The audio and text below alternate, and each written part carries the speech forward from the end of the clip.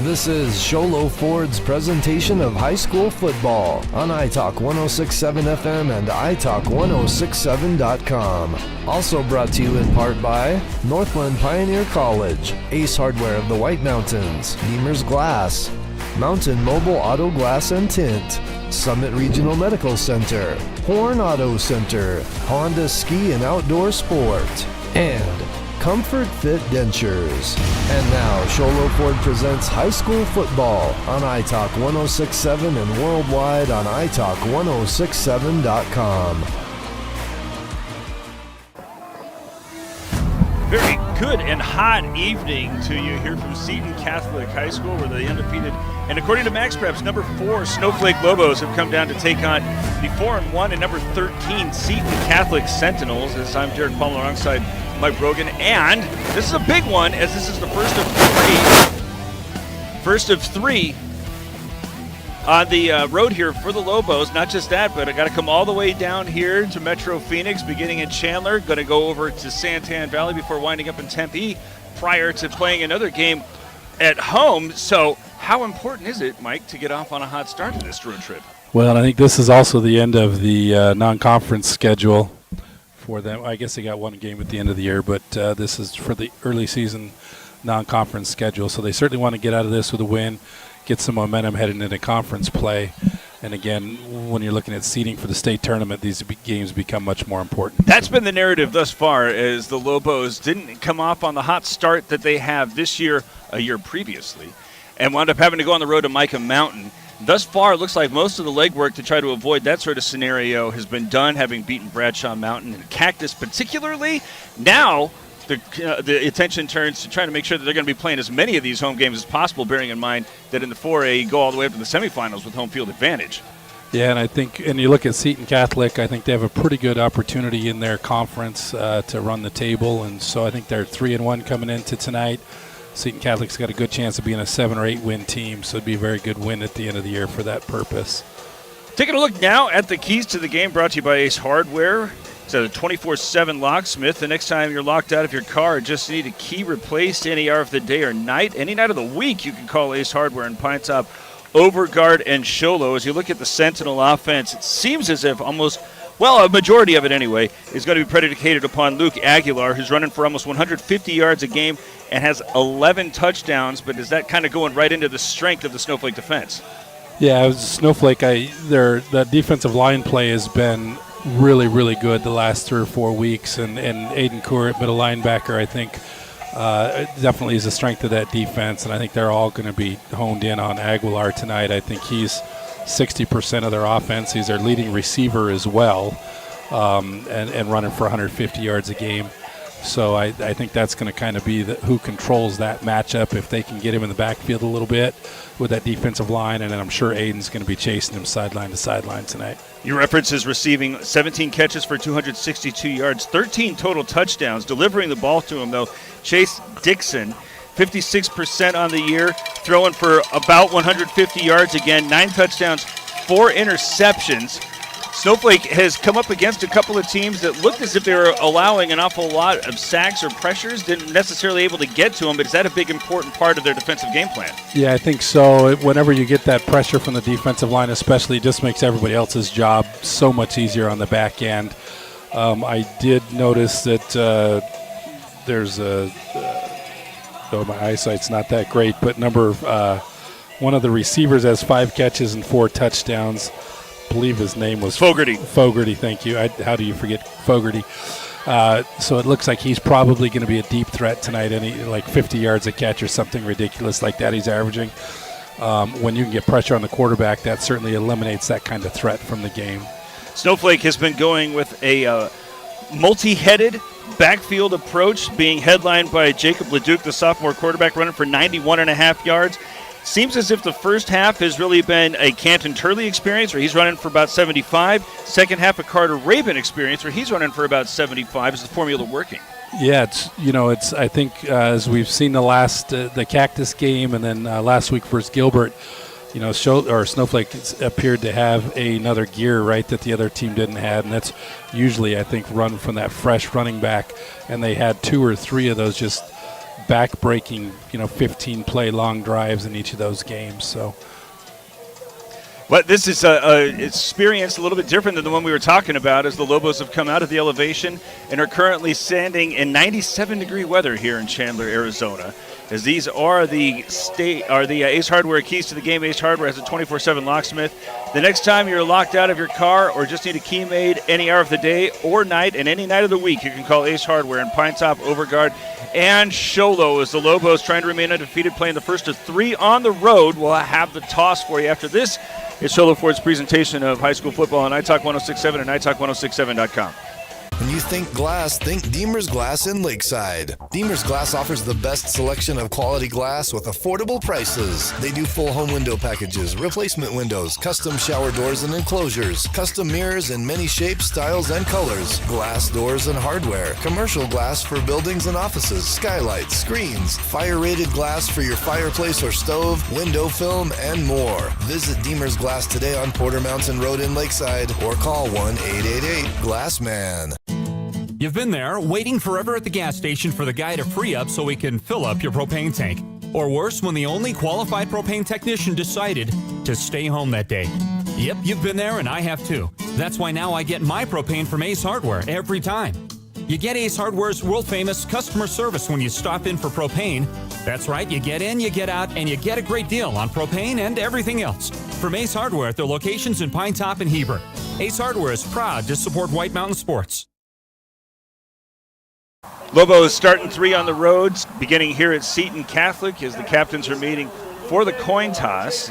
Gives us a chance to quickly take a look at the Summit Healthcare Regional Medical Center injury report. Summit Regional Medical Center has everything your athlete needs to get back on the field. It does look like there's one of the Sentinels who's not available, Trevor Schoonover, a 5'10", 270-pound center and senior, is currently wearing some streets. Also got another one, now that I'm looking at it, is Tycee Alo, a 6-foot junior tight end and wide receiver, is not wearing any shoulder pads. It looks like Seton wins the toss and elects to defer.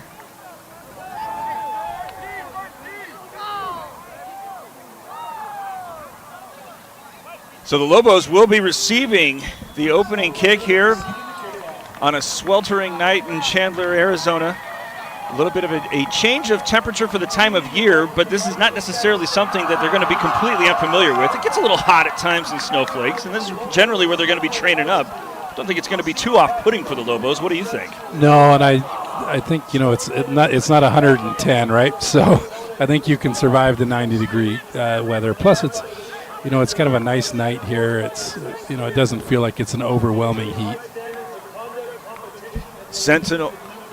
Well, actually, we're going to do the national anthem, so we will step away and have the opening kick for you right after this. It's Sholo Ford's presentation of high school football on iTalk 1067 and iTalk1067.com. Hi, I'm Dr. Arno. I might not be comfortable on the basketball court, but I promise, at Comfort Fit Dentures, you'll feel comfortable. Always. Comfort Fit Dentures has dentures starting at $499 with payment plans, and they have 2 labs, meaning you get your dentures in days instead of weeks. Call Comfort Fit Dentures today to schedule a free exam and x-ray. 928-888-0002. 928-888-0002. Want to go fishing? Head to Honda Ski and Outdoor Sport. They have fishing supplies, outdoor fishing attire, and fishing gear. Plus all kinds of bait including live worms, flies, and lures.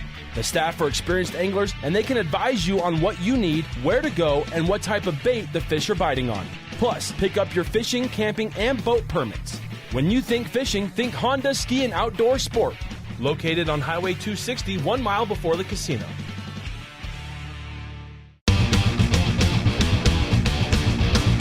Want the best deal on your new car, truck, van, or SUV? Go to Sholo Ford. Sholo Ford has the best deals.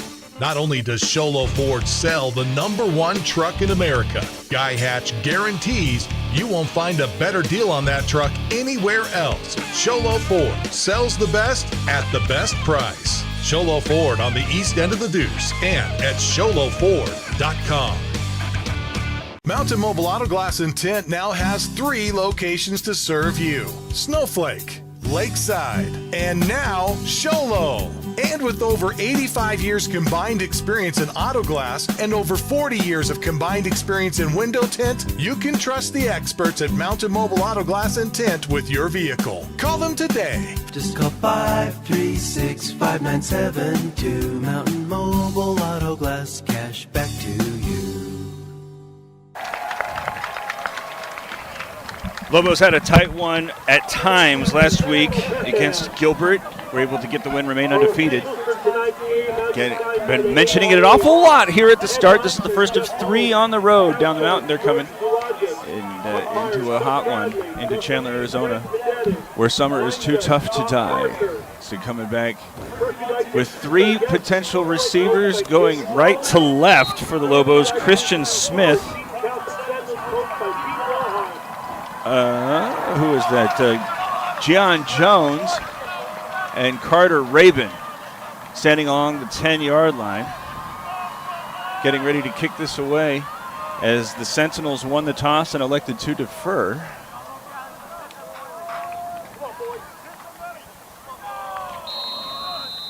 So Matthew Albanese. And this is a Northland Pioneer College kickoff. When it's time to kick off your college education, do so at Northland Pioneer College.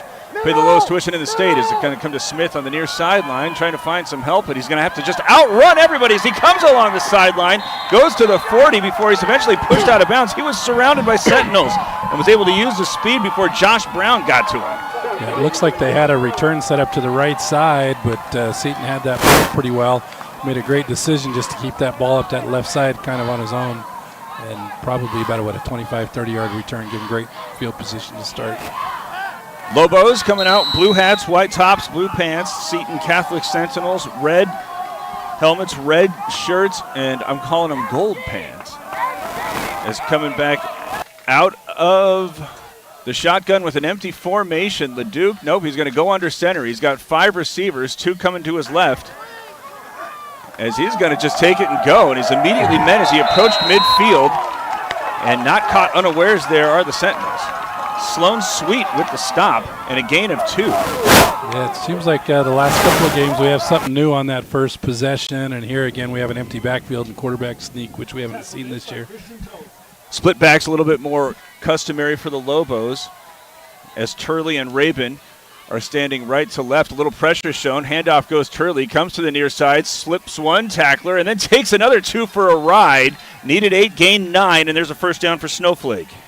Yeah, and it seems like the beat goes on with the Snowflake running backs. They're rarely tackled on first contact and many yards after the contact.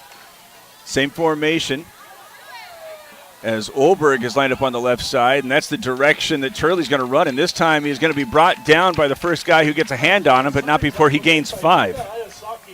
Again, that offensive line is opening some holes. It looks like Seton Catholic's tried to get some of that pressure up those A-gaps, and Snowflake's handled it really well these first 2 plays. Here in a very, very warm October evening, the Lobos going with tempo as Ezra Baum splits wide left. Ulberg will go over to the right side, single men on either side, and split backs on Leduc, who's in the shotgun, going to pull this one and drop it and fall on it and only lose about 1 yard, but had gone with Turley, starting on the right and moving to the left. And that time, Leduc wanted to pull, and it nearly ended in disaster. Yeah, I don't know if a little miscommunication there or if it was just a little late decision-making. That ball got stuck on Turley's hip. 3rd down and 7, 10 minutes to play here in the first, the opening possession for either side. Going with the pistol is Leduc, moving the pocket to the right, looking upfield, flips this one into traffic and nearly intercepted. Deflected instead on a nice play from Gray Jorgensen. Yeah, sets up 4th down, but on the plus side of the field. It looks like Seton's playing zone, and that linebacker came underneath that out route and did a really good job getting in that passing lane. Lobos are bringing in a little bit of different personnel. Punt. That includes Mason Rabin, as Sam Brown does seem poised to punt it away, but one of the quarterbacks is here lined up on the left side. As Brown, standing on his own 49, has a good snap. No pressure, but he sends it off the side of his foot. Takes a good Lobo bounce over the 30, but a chance to really pin the Sentinels, and that time couldn't do so. Yeah, I think he just tried to be a little too perfect with that kick and mishit it. So the Sentinels looked as if they were really back on their heels, but a fumble on 2nd down and 5 wound up putting Snowflake behind schedule. And here comes Chase Dixon, 56% on the year, 9 touchdowns, 4 interceptions, but keep an eye on Aguilar, who's right now in the backfield. Going to get the toss as he tries to come to the near side, accelerates over the 35 to the 40, where he nearly busted that one before he was eventually brought down. I think that was Kaur. Olberg was there with the stop. Yeah, good job. They kicked at that linebacker on that side and had a pretty good alley. But we were commenting how he's listed at a stature that seems as if it's an ambition. But he's pretty quick, and he nearly broke that one as he averages 150 yards and gains 16. Pushed it out to the Seton 46. Same formation with receiver on either side. I formation behind Dixon, who's under center. Turn, give to Aguilar, and he's again going to run into traffic and get a little bit of momentum going over the 50 and gets into Snowflake territory down at the 48 before Nichols is there with the stop. Yeah, really good surge by the offensive line for Seton Catholic. It's like they're bringing their guards through, pulling and leading up through that hole, and he just creating that running lane for Aguilar. No score, just under 9 minutes to play here in the first quarter. First possession for Snowflake ended with a punt that didn't travel too far. But Seton now, with 2 Aguilar runs, have gone into Snowflake territory. Now I formation with an H-back coming to the right side, serves a lead blocker, but bouncing off of his quarterback, Aguilar stopped there, able to get it back to the line of scrimmage. Flake with the tackle. Yeah, really good penetration early there by Cody Flake, and again, that little bit of miscommunication in the backfield there kind of slowed that play enough up. Looked like the H-back was trying to serve as the lead blocker, but had thrown more confusion into the handoff than blocks. Yeah, that H-back is listed at, 6'5", about 260 pounds, and he looks every bit of that. 2 receivers now going left. 3rd down and 3. As a man in motion comes to the near side, looking in that direction where it'll be caught by Fogarty, and he'll fall forward toward the 40, pickup of 6 and a first down. Yeah, just a nice little quick hitch play to get that first down by Seton. So go back to the Snowflake fumble when it looked like the offense was doing exactly what it was hoping for, picking up yards at 5 or 6 a chunk, but a fumble on 2nd down when LeDuc was trying to pull it back on an option. And that really stalled. And now here come the Sentinels with all sorts of momentum deep into Snowflake territory as the handoff to Aguilar. Tries the right side. Nichols brings him down after a gain of maybe 2. Yeah, and Seton Catholic offensively, I think very similar to Snowflake. They're going to run the ball early, kind of use that passing game to kind of offset it. But we really need to get them off schedule a little bit here to slow them down. Saying he got it over the 40 to the 39, gain of 2 to make it 2nd and 8 with 7 minutes and 12 seconds to go here in the first. There's no score, but each side has been able to get into its opponent's territory on its first possession. Dixon drops back and looks left. Quick pattern's going to be had, and a huge hit there after Fogarty was able to come down with the catch. Jones with the stop, and a gain of 3, but that was a pretty good wallop.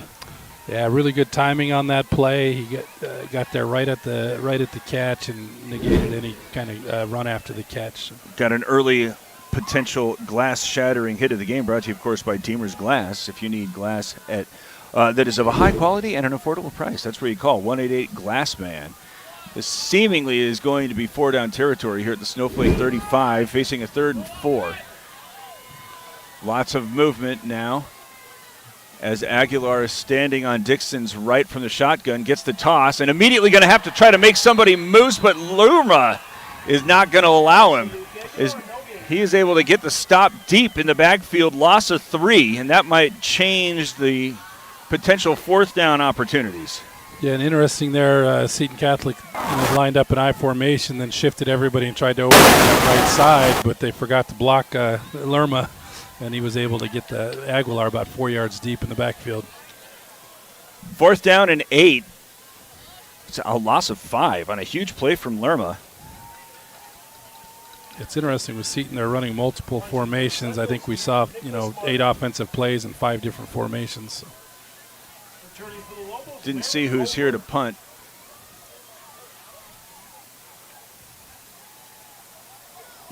It's Martin. As a short kick is hanging up, Olberg gets underneath that. Will take it at the Lobo 14, maybe 16.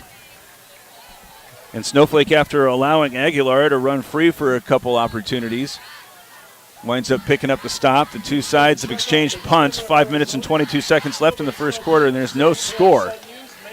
By far, the lousiest field position that either has had to work with. It will be on the Snowflake 16 to start things off. Got Kenton Turley, who had 2 carries for 14 yards. LeDuc had 2 carries, wound up going for none after the fumble, as he's got 2 running backs on either side. This time it's going to be Rabin as he tries to go to the right, but not a lot happening. There is a nice job there with the Sentinels sealing the edge. Yeah, Jorgensen came from that linebacker spot and clogged that right end up. Looked like they had good penetration on from the defensive line on that as well. No gain on Rabin's first carry.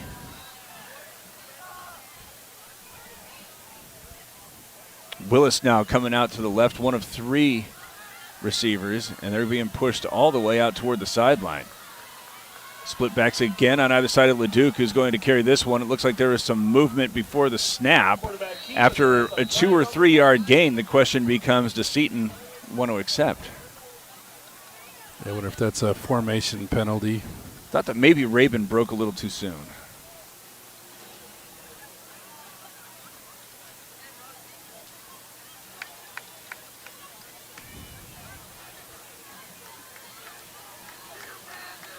All right, it is a procedure flag, and Seton is not going to accept. I thought that was what the signal was. They've right now got it moved back to the second down line of scrimmage, which, okay, now they have pushed it out. Up to, looks like it's on the 20-yard line. So this would make it 3rd down and the neighborhood of 6. Trips again coming to the near side. Single man on the right of LeDuc is Rabin. Correction, that's Turley, as he's going to serve as a lead blocker. LeDuc able to run out over the 25 to the 30 and then gets stood up as he gets to the 35, but still taking him for a ride. Brown there with the stop, but LeDuc winds up gaining another 6 yards after he was hit. And again, we saw that last week. LeDuc had those 2 or 3 really tough runs, and the same thing again. He's contacted, stood straight up, but he refuses to go down, keeps his legs moving. Extra yards. No score. That's the biggest yard from scrimmage for either side. Now a 21-yard gain. 4 minutes and 21 seconds left is LeDuc. This time with Rabin on his left and Turley on his right from the shotgun. We'll go with Rabin. Gets to the line of scrimmage and has to go into ball protection mode.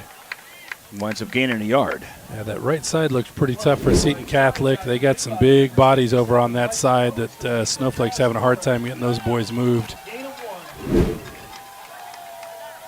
Probst there with the stop as it makes it 2nd and 9. Snowflake's first drive stalled once it got into Seton territory, now getting close as it sets up on its own 41. Trying to carry this one to the right side again, trying to use Turley as a lead man. Gets to the 45 before he stopped, and a flag comes out late. Yeah, that should be a late hit out of bounds there. Oh, yeah.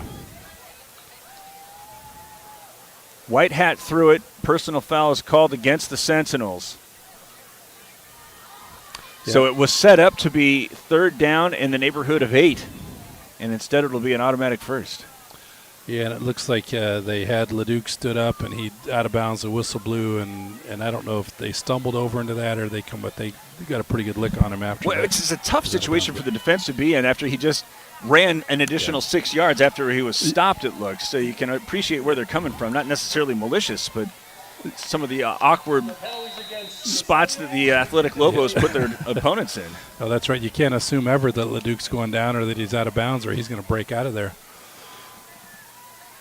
Under center, turn and give to Rabin, who this time tries the left. He's able to get a big surge from his offensive line, go over the 35 before being stopped after a gain of 5. Sweet there, gets him down. Seems like with that 250-pound middle linebacker and that tackle on that right side's got to be about 320 pounds. They sure look like that left side is going to be a little more open tonight.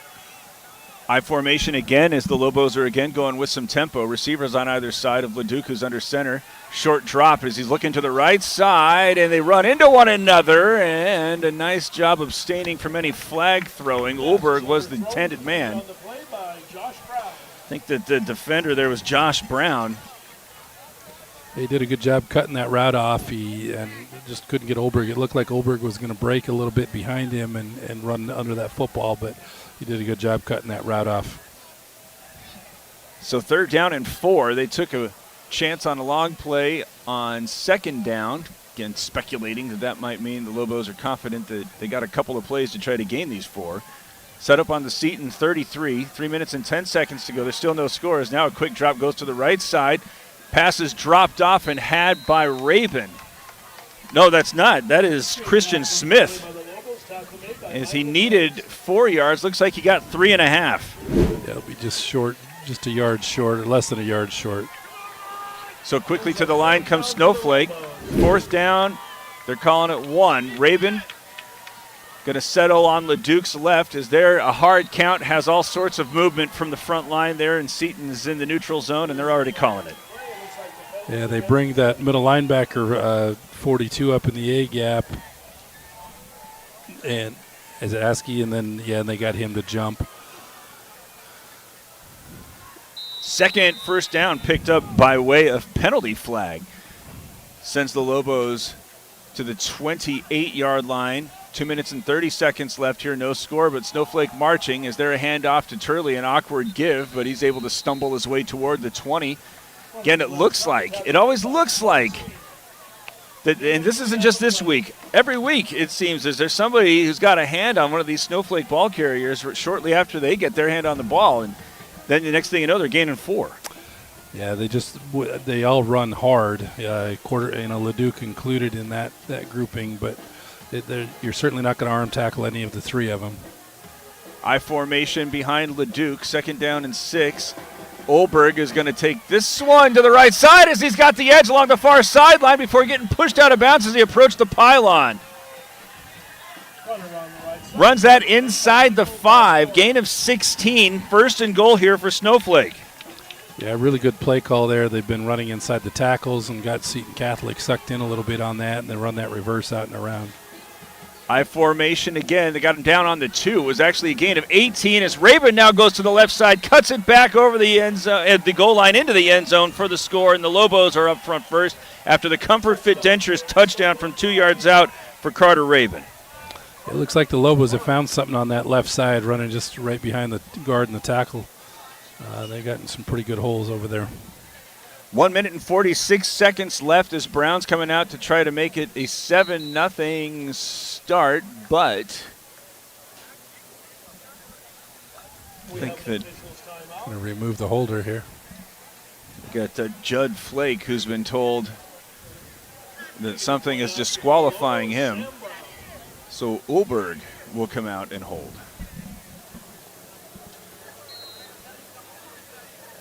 Yeah, I don't know if he's got some blood or he's got a cut. Typically, that's about all that unless he didn't have his equipment right. Snap is had by Ulberg. The kick is away and good. Minute and 46 seconds left. A 2-yard touchdown run for Carter Rabin makes it 7-0. Snowflake with the lead. It's Shola Ford's presentation of high school football on iTalk 106.7 and iTalk1067.com. Hey everyone, it's Joe G from Horn Auto Center in the Deuce and Sholo. Not only do we have great specials on new cars, we got some awesome deals on used cars too. How about a 2023 Corolla with only 2,000 miles on it? It's all-wheel drive. It was $41,888, now $38,500. How about a 2020 Cadillac XT6 premium luxury with only 44,000 miles? It was $33,544, mention this video for $29,495. Check out all of our specials, hornauto.com. Make it a great day. Northland Pioneer College is cheering for you on and off the field. Secure a win by enrolling in college courses at NPC. Earn college credits in high school, learn a new skill or trade. Complete classes that will transfer to any Arizona university. NPC has 3 new bachelor's degree programs and over 100 associate degrees, certificates, and areas of study to choose from. The playing field for your future is wide open. Take a shot and score big by enrolling in classes at NPC, Northland Pioneer College. Your journey starts here. At Summit Healthcare, you'll find a level of care you might not expect from a rural hospital. We've recently received 5 stars from CMS, a prestigious ranking that less than 5% of facilities in Arizona earned. Our cancer center has proven its level of advanced care with a national accreditation from the Commission on Cancer. And we continue to add more doctors and services so that you don't have to leave the mountain to find the care you need.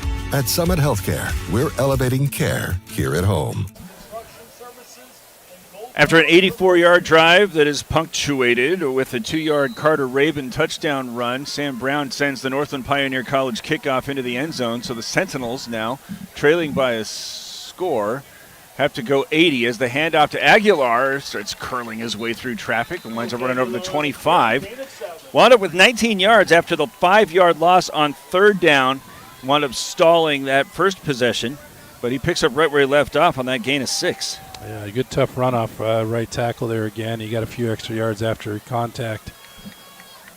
Seton Catholic student, they're pulling a lot of offensive linemen leading through those holes. A lot of big bodies coming first before Aguilar gets there.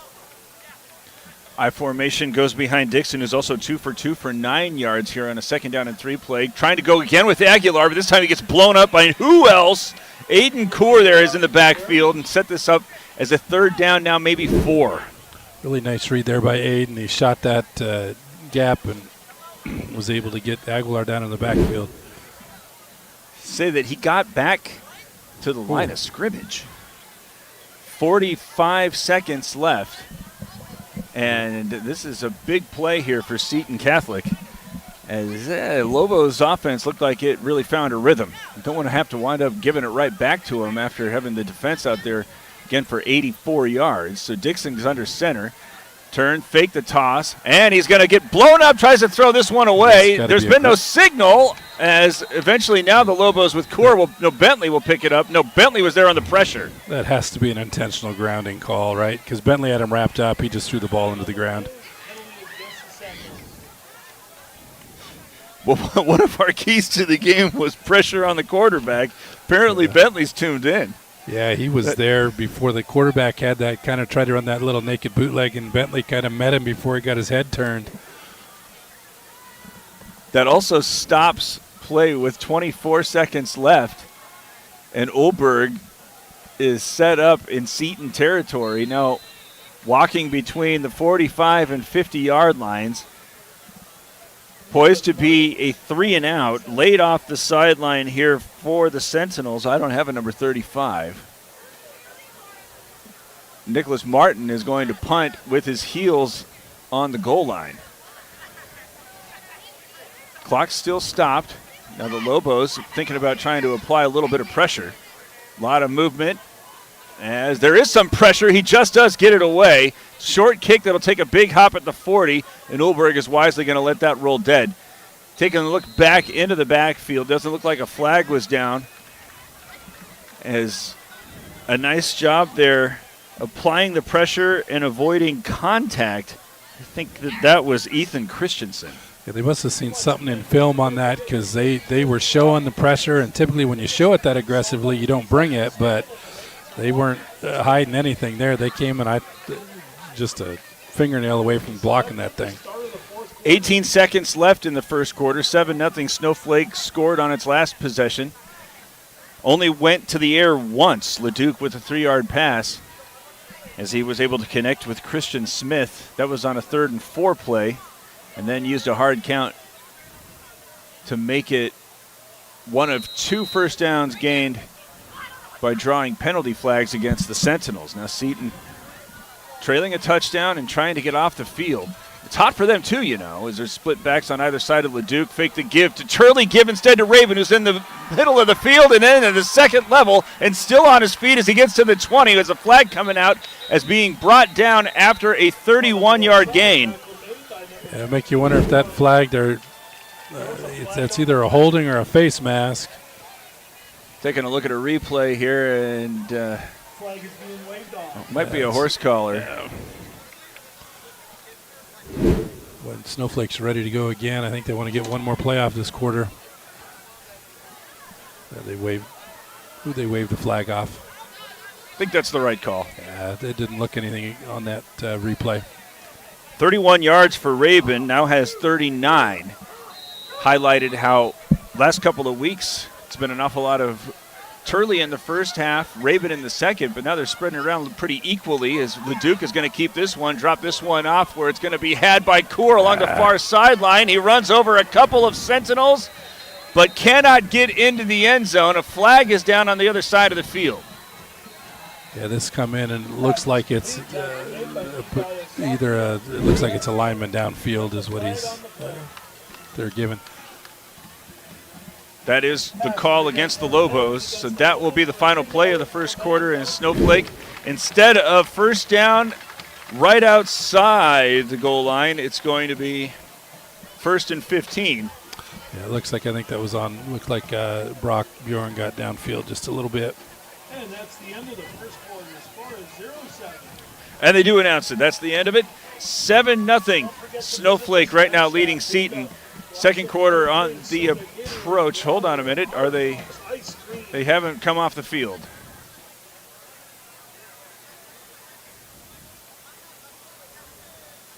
I think they got to run one more play. Is that an untimed down? Is that what that signal means? I've never seen either that before. Or he's trying to start a rodeo. Yeah. So Snowflake now with a little bit of confusion, facing 1st and 15, and they have started the play clock. Leduc very nonchalantly walking toward the line as he's looking back at the sideline. Still no countdown yet. As here he goes. So they got to hurry, or this is going to be 1st and 20.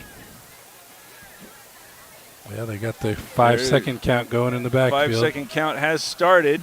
Leduc has now recognized, does get it off. Going to send this one out for Olberg, who makes a man miss, but cannot do the other 2 or 3 that were waiting. So instead, again, of it being 1st and goal, it'll be 2nd and maybe 16 after a potential loss on that last untimed play of the first quarter. Lobos do lead 7-0. It's Show Ford's presentation of high school football on iTalk 106.7 and iTalk1067.com.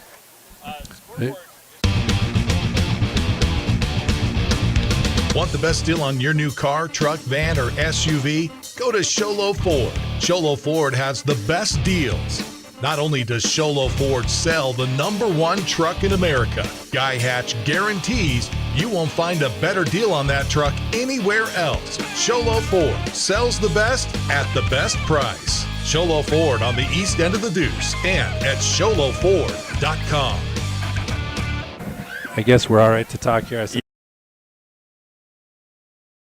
When you think glass, think Deemer's Glass in Lakeside. Deemer's Glass offers the best selection of quality glass with affordable prices. They do full home window packages, replacement windows, custom shower doors and enclosures, custom mirrors in many shapes, styles, and colors, glass doors and hardware, commercial glass for buildings and offices, skylights, screens, fire-rated glass for your fireplace or stove, window film, and more. Visit Deemer's Glass today on Porter Mountain Road in Lakeside or call 1-888-GLASSMAN. Just get 7-0 Snowflake leading, facing now 2nd down and 15 to start the second quarter.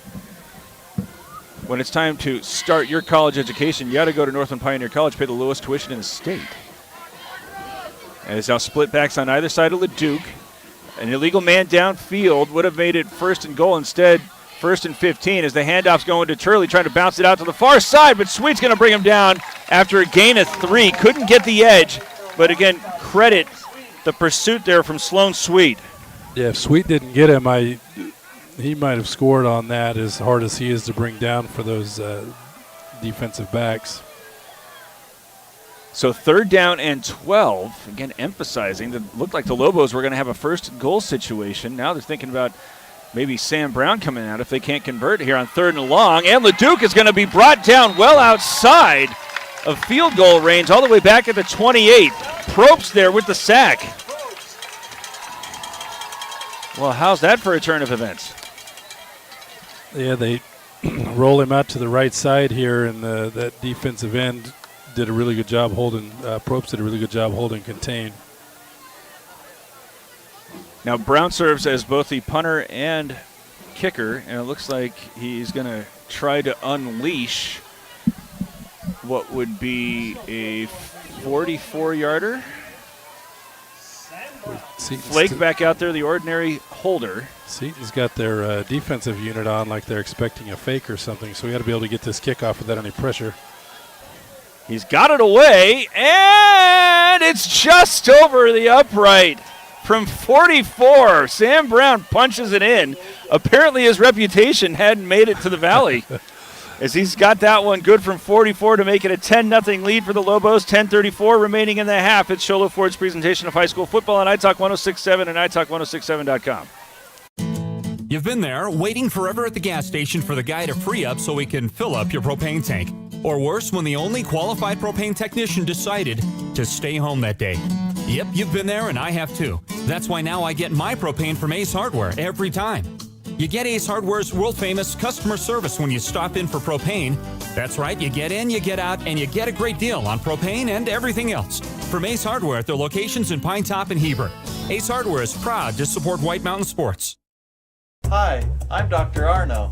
I might not be comfortable on the basketball court, but I promise, at Comfort Fit Dentures, you'll feel comfortable. Always. Comfort Fit Dentures has dentures starting at $499 with payment plans, and they have 2 labs, meaning you get your dentures in days instead of weeks. Call Comfort Fit Dentures today to schedule a free exam and x-ray. 928-888-0002. 928-888-0002. Northland Pioneer College kickoff goes out of bounds. When it's time to kick off your college education, do so at Northland Pioneer College. Pay the lowest tuition in the state. As a late arriving student section here for Seton is now obstructing vision.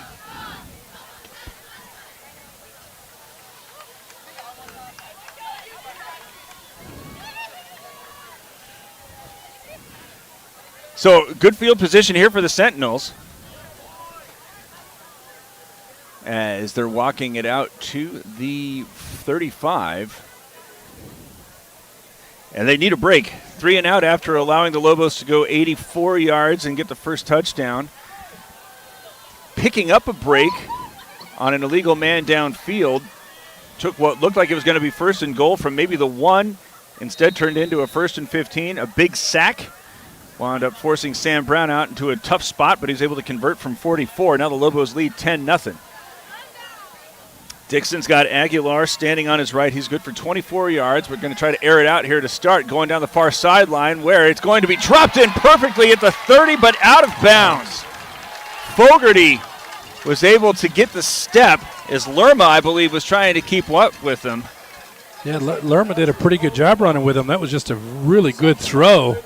Hit him right in stride. It just carried him about a step out of bounds. There was not a lot of space there to drop that in there. Lerma's coverage was pretty darn good. Yeah, Dixon's, that's probably the best ball he's thrown all night. Makes it 2nd and 10, a team that just went 3 and out now behind schedule. Aguilar again going to come up and serve as a blocker. This one's dropped off for Fogarty. Had to jump up and catch it kind of behind his head. Does bring it down before Coors stops him. Oh, that was Aguilar, I beg your pardon. Really athletic. Good for a 3-yard gain. Yeah, really nice athletic catch, and again, Coor there right at the catch to slow that thing down and not allow any yards after the catch and force this long 3rd down here. It's getting to a point where it's almost critical for Seton Catholic's got to convert one of these 3rd downs. They don't want to put Snowflake's offense back out on the field. Moved it up to their own 38. Under 10 minutes to play in the half. Trips going to the right for the Sentinels. Aguilar also on the right. Dixon Drops back and is going to try another passing play. His pressure, tries to move up in the pocket. Now making all sorts of men miss, but he's going to carry him off of a bunch of people, tacklers, blockers, all, and winds up coming down after a very, very short loss, but another third down sack for the Snowflake front seven. Yeah, I don't know any one of the seven, I think, could get credit for that sack. Whiting eventually brings him down, but here you see the replay. He's just kind of bouncing around a bunch of them. Yeah, it's really good. The two defensive ends, again, step him up in the pocket. Cody Flake did a really good job. Martin just kind of stumbled. He's up on his feet now as if nothing had occurred. Olberg is back. Had a pretty good punt that was low and short through some pressure. Ooh. As he gets this one away from some pressure. Bentley was there. Olberg is going to catch this one with a chance to return. Uses the block to get to the 40 and eventually spun down at the 45. So excellent field position for the Lobos. 2 3-and-outs by the Snowflake defense. And now this is starting to look like perhaps with the defense setting the tone that points here, not a touchdown, points might start to really put this one away. Again, Bentley there with good pressure on the kicker. It looked like he got a step quicker than everybody else on that and just about got that thing again. I would expect Snowflake here is going to get back to the ground game and try to run about a 3, 4, 5-minute drive here, get some points. Starts this one with 8:48 to go in the second quarter. High snap going to be brought down and handed off to Turley. Starts moving from the right to the left and is able to stumble his way forward to about a 10-yard gain. Again, on that left side again, finding a little bit of running room, and he got about 8 yards before he was touched. Just another really good run. Great offensive line work again. They will move the chains into Seton territory now on the 45. 8 minutes and 29 seconds to go. The Lobos leading by 10 after that 10-yard run. Same formation. Another high snap brought down and eventually kicked. It's still free. Trying to fall on this one, and it's still free and eventually going to be scooped up by one of the Sentinels. Boy, the Lobos had about 4 shots at recovering that thing, and nobody could get it down. Gray Jorgensen is going to be, I think, the third player to put a hand on it and have the possession for Seton. Boy, did the Sentinels need that one. Yeah, let's get them their best field position of the game. Let's see what they do with it here. Couple of high snaps. Wonder what the weather is doing to influence that. As Aguilar, who didn't have a touch as far as a run goes on the last possession, going to now have an I formation with a blocker in front of him. He'll try to go to the right side. Gets over the line of scrimmage before Kaur is able to keep a low center of gravity and dump him. Aguilar is about the quickest back we've seen all year getting to that hole. He is really, that first step of his is really quick. Gains 3. Now has 27 on 8 carries. Clock's under 8 minutes to go. Seton trying to take advantage after forcing the game's first turnover, and is going to have the opening kick to start the half, recall. So a couple of opportunities here as the I formation again sets up behind Dixon. Got that big H back starting on the left side of the line. Aguilar is deep as it looks like they want to move it to the right side. Fake the handoff. Pressure from Snowflake, and Dixon goes down outside the original line of scrimmage. Johnson there with the stop, the third Snowflake sack here on the last 3 possessions. Boy, that's going to put Seton about a 3rd and 12 again, and they haven't, every time they've dropped back, Snowflake's been able to get pressure on the quarterback here. It seems like they're just getting that pressure with their 4-down linemen as well. Yeah, it feels like it's been Bentley and Johnson just over and over and over again, those 2 defensive ends really doing a good job getting back to the quarterback. So after 2 3-and-outs, set up that Snowflake fumble, trailing 10, in danger of a 3rd straight 3-and-out. 2 receivers now off on the right side. Dixon's got a running back on either side while he's working from the shotgun. Drops back in a passing situation, has this one deflected by Kaur.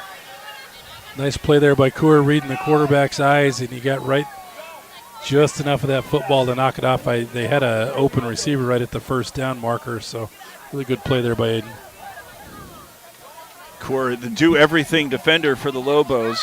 Don't know if that was going to be good enough for a 1st down, but that was going to at least open the door to a potential fourth down play, and instead Martin, who has a couple of good punts, has been under pressure just about every time he's been out there. And now it comes from this near edge, and now able to get that one away, angling toward the near sideline. Big hop taken by Olberg as he slips at the 10. So excellent coverage that time by the Sentinels, and it'll be a long field with 6 minutes and 29 seconds to play here in the half for the Lobos. I'll tell you what, it feels like down here in the valley, too, the officials get that ball started, those change of possessions, boy, seem to be going much quicker than they do when we're up north. Well, it's still 94 degrees, so they might be anxious just to get back into the air conditioning. I guess you forget about the officials have to deal with the heat, too. They went 84 yards to get the first touchdown. Now Snowflake going to have to go 89 with 6 minutes and 29 seconds to go. Had a fumbled snap after 2 high snaps on as many opportunities. Lost a possession. This one's good. Going to be handed off to Turley, and he's immediately met by all sorts of traffic and stood up after a short loss. Probst is there initially. It's like Snowflake's got him set up for a play action. I wouldn't be surprised if we get a play action and we get a deep shot to Olberg here on this possession somewhere. 2nd and 11. Clock approaching 6 minutes to play in the second quarter. 10-0 Snowflake leading, but now Seton's defense looks like it's a little bit more spirited.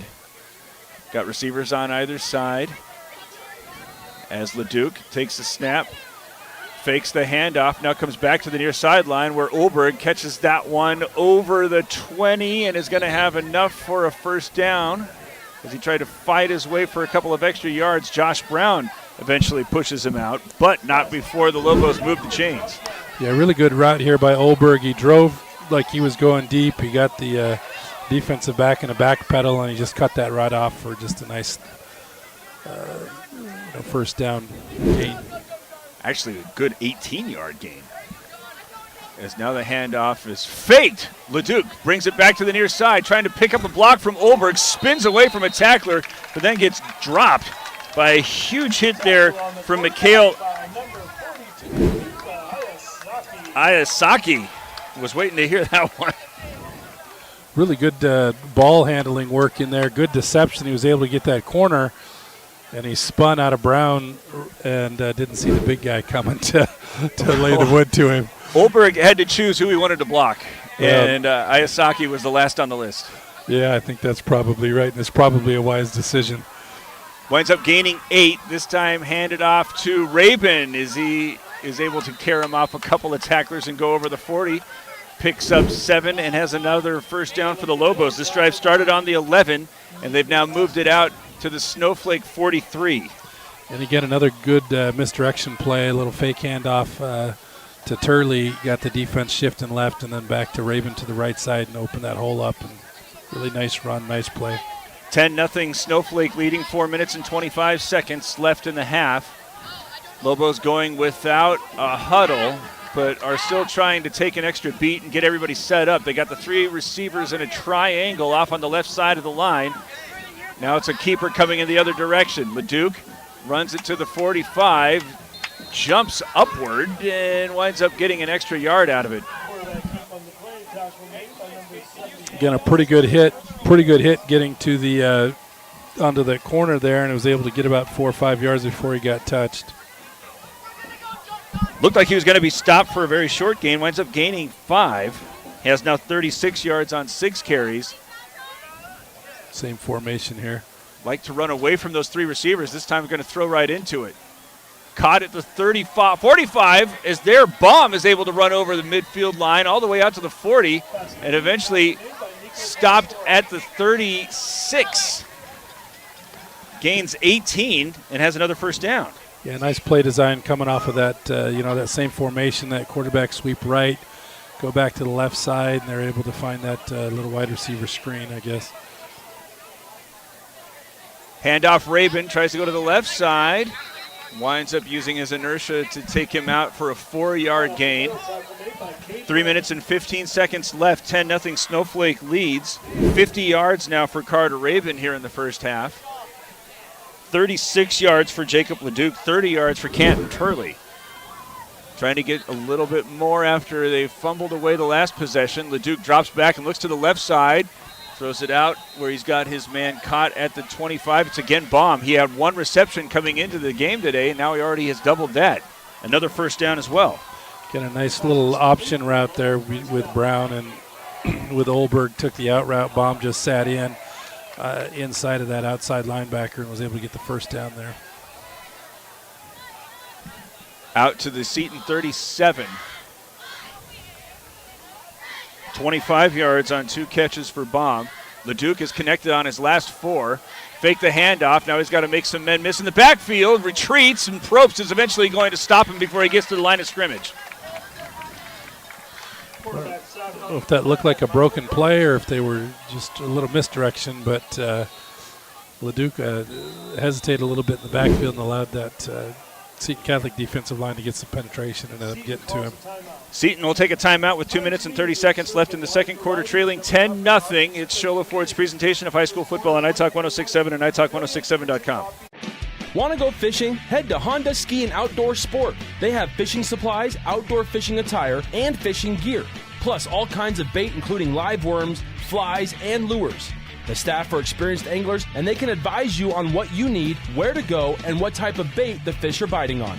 Plus, pick up your fishing, camping, and boat permits. When you think fishing, think Honda Ski and Outdoor Sport. Located on Highway 260, 1 mile before the casino.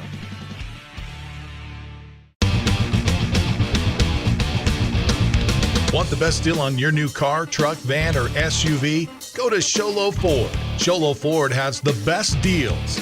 Not only does Sholo Ford sell the #1 truck in America, Guy Hatch guarantees you won't find a better deal on that truck anywhere else. Sholo Ford sells the best at the best price. Sholo Ford on the east end of the Deuce and at sholoford.com.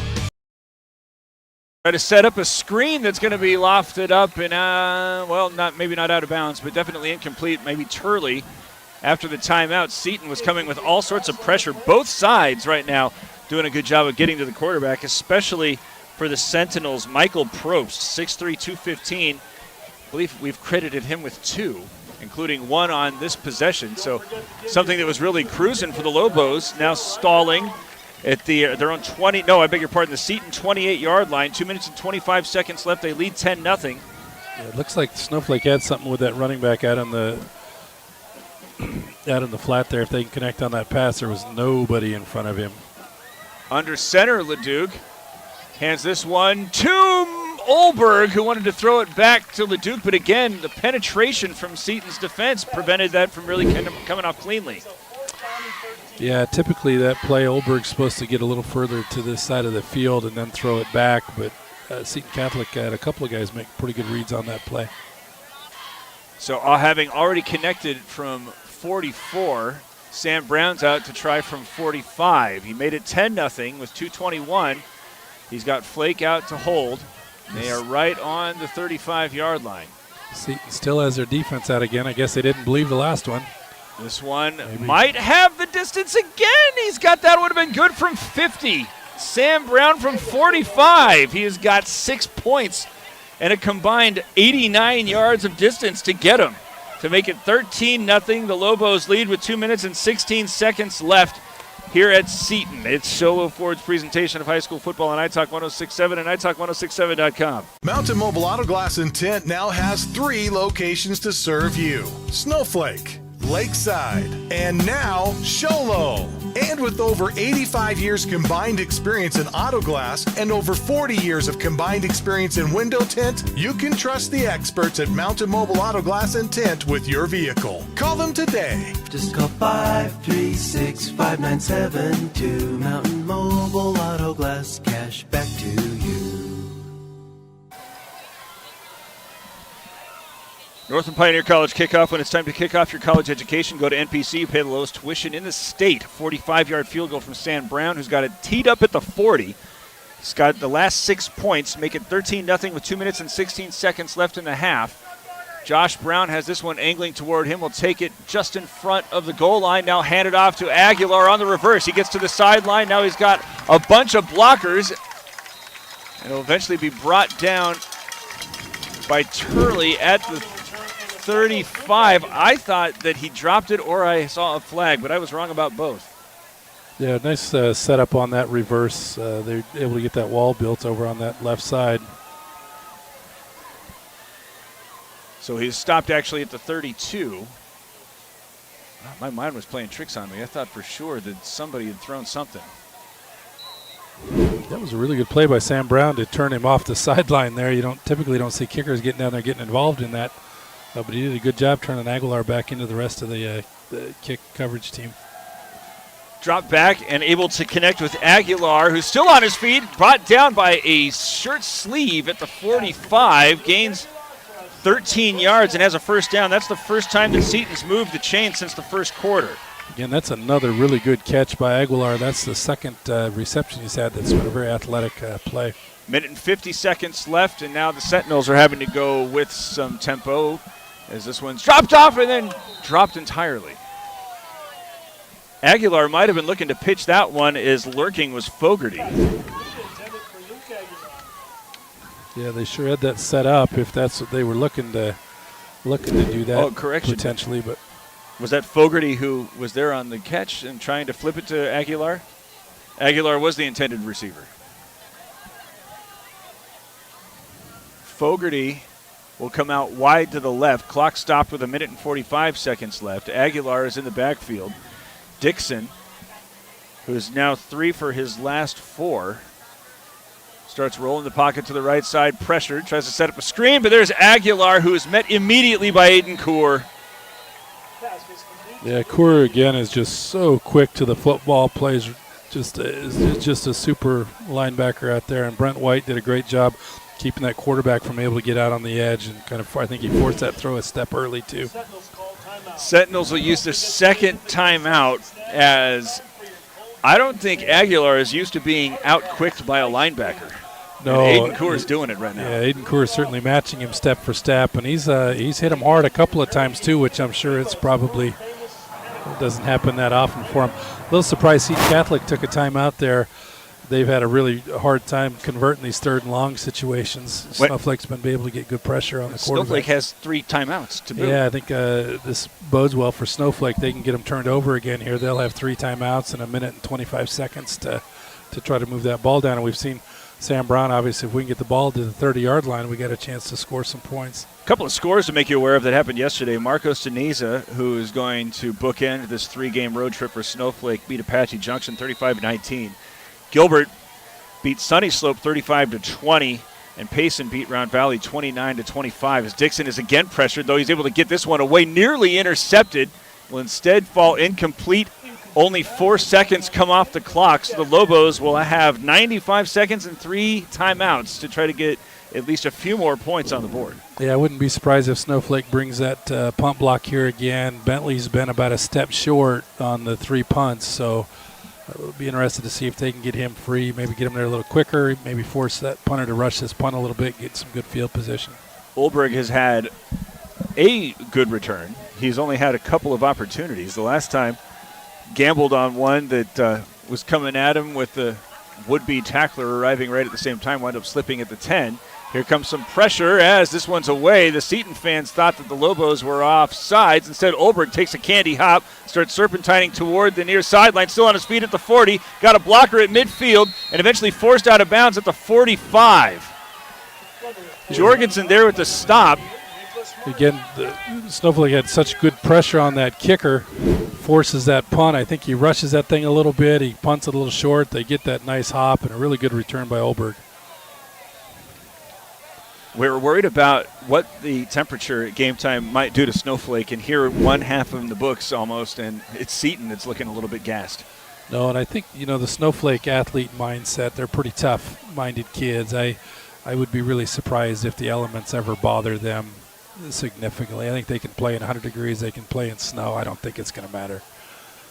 Starting on the Seton 44-yard line, 1 minute and 23 seconds and 3 timeouts. 3 receivers going off to the left from the shotgun. LeDuc wants to go in that direction. Again, Baum is going to catch this one and accelerate to the far sideline. 1 man to beat, and he's going to be pushed out of bounds on a touchdown-saving tackle by Pastor. Again, Snowflake using that bunch set out there with those 3 wideouts, and running the first two off, and Baum catching that ball and getting a good run after the catch. Really good way to start the drive, and they're almost in, they are in field goal range already.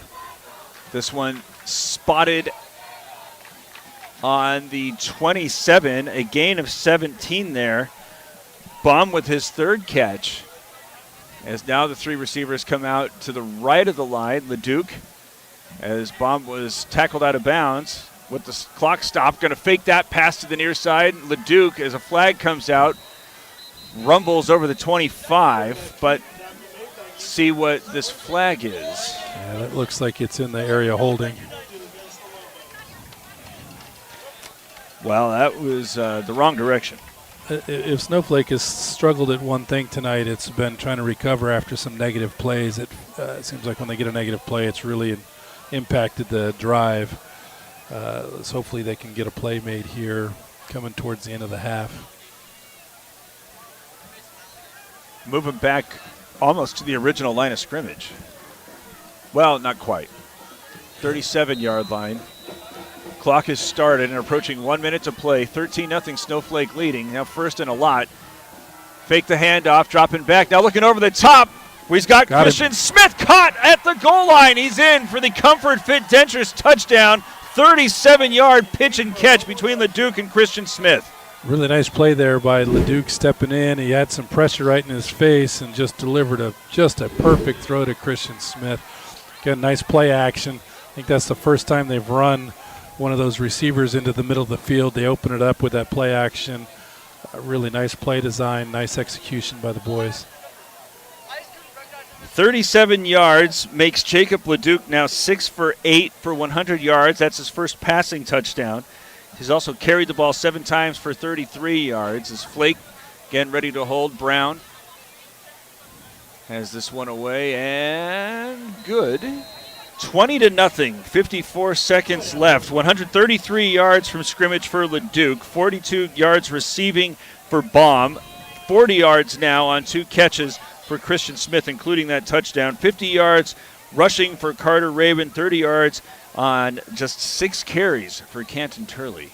Yeah, really good balance there by the Snowflake offense. A lot of different boys touching the ball. Everybody's contributing. It's really good to see. That makes them awfully tough to stop when they're able to distribute the football to multiple offensive threats. Northland Pioneer College kickoff coming here with 54 seconds remaining in the half, and showing 21-0. It should be 20-0, I believe, right? I guess maybe we got 4 points for one of the field goals. I don't know. Maybe they're not used to seeing some field goals here, I guess, the way they've defended them. But when it's time to kick off your college education, do so at Northland Pioneer College. You pay the lowest tuition in the state. Now the Seton sideline is making the press box aware that the time or the score is not correct. There it is, 20-0.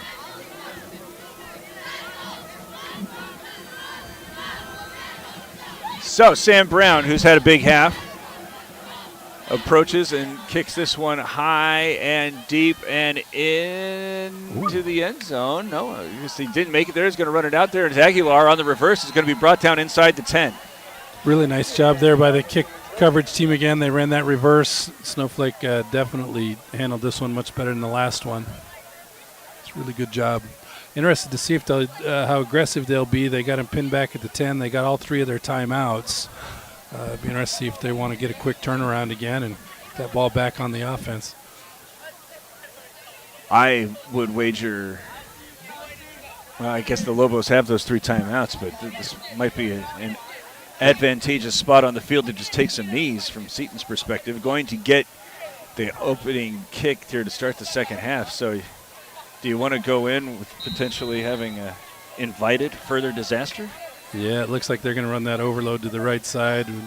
I'm sure we're going to see Aguilar on 3 runs here. There's Aguilar going to the right side, remains upright as he gets to the 15, gains 6. Snowflake does not call a timeout. Yeah, it's a little surprising, especially with as close as they've got to the punt. A couple of good returns from Olberg as well. A little surprised. 25 seconds left, and the Sentinels are not in any hurry to get back to the line of scrimmage. I think they have to run one more. I don't know. Like you said, those officials are dealing with the heat as well. They may be happy just to get it to the half as well. 10 seconds as they break huddle. Dixon from the shotgun. Don't have a 5-second count yet coming, so they don't have to get this play off, and they're going to opt to not. Zeros on the scoreboard, 20-0. The Lobos have the lead at halftime. We will start the Honda Ski and Outdoor Sports Store halftime show after this. It's Sholo Ford's presentation of high school football on iTalk 106.7 and iTalk1067.com. Hey everyone, it's Joe G from Horn Auto Center in the Deuce and Sholo. Not only do we have great specials on new cars, we got some awesome deals on used cars too. How about a 2023 Corolla with only 2,000 miles on it? It's all-wheel drive. It was $41,888, now $38,500. How about a 2020 Cadillac XT6 Premium Luxury with only 44,000 miles? It was $33,544. Mention this video for $29,495. Check out all of our specials, hornauto.com. Make it a great day. Northland Pioneer College is cheering for you on and off the field. Secure a win by enrolling in college courses at NPC. Earn college credits in high school, learn a new skill or trade. Complete classes that will transfer to any Arizona university. NPC has 3 new bachelor's degree programs and over 100 associate degrees, certificates, and areas of study to choose from. The playing field for your future is wide open. Take a shot and score big by enrolling in classes at NPC, Northland Pioneer College. Your journey starts here. At Summit Healthcare, you'll find a level of care you might not expect from a rural hospital. We've recently received 5 stars from CMS, a prestigious ranking that less than 5% of facilities in Arizona earned. Our cancer center has proven its level of advanced care with a national accreditation from the Commission on Cancer. And we continue to add more doctors and services so that you don't have to leave the mountain to find the care you need. At Summit Healthcare, we're elevating care here at home. Want the best deal on your new car, truck, van, or SUV? Go to Sholo Ford. Sholo Ford has the best deals. Not only does Sholo Ford sell the #1 truck in America, Guy Hatch guarantees you won't find a better deal on that truck anywhere else. Sholo Ford sells the best at the best price. Sholo Ford on the east end of the Deuce and at SholoFord.com. When you think glass, think Deemer's Glass in Lakeside. Deemer's Glass offers the best selection of quality glass with affordable prices. They do full home window packages, replacement windows, custom shower doors and enclosures, custom mirrors in many shapes, styles, and colors, glass doors and hardware, commercial glass for buildings and offices, skylights, screens, fire-rated glass for your fireplace or stove, window film, and more. Visit Deemer's Glass today on Porter Mountain Road in Lakeside or call 1-888-GLASSMAN. You've been there, waiting forever at the gas station for the guy to free up so he can fill up your propane tank. Or worse, when the only qualified propane technician decided to stay home that day. Yep, you've been there and I have too. That's why now I get my propane from Ace Hardware every time. You get Ace Hardware's world-famous customer service when you stop in for propane. That's right, you get in, you get out, and you get a great deal on propane and everything else. From Ace Hardware at their locations in Pine Top and Heber. Ace Hardware is proud to support White Mountain Sports. Hi, I'm Dr. Arno.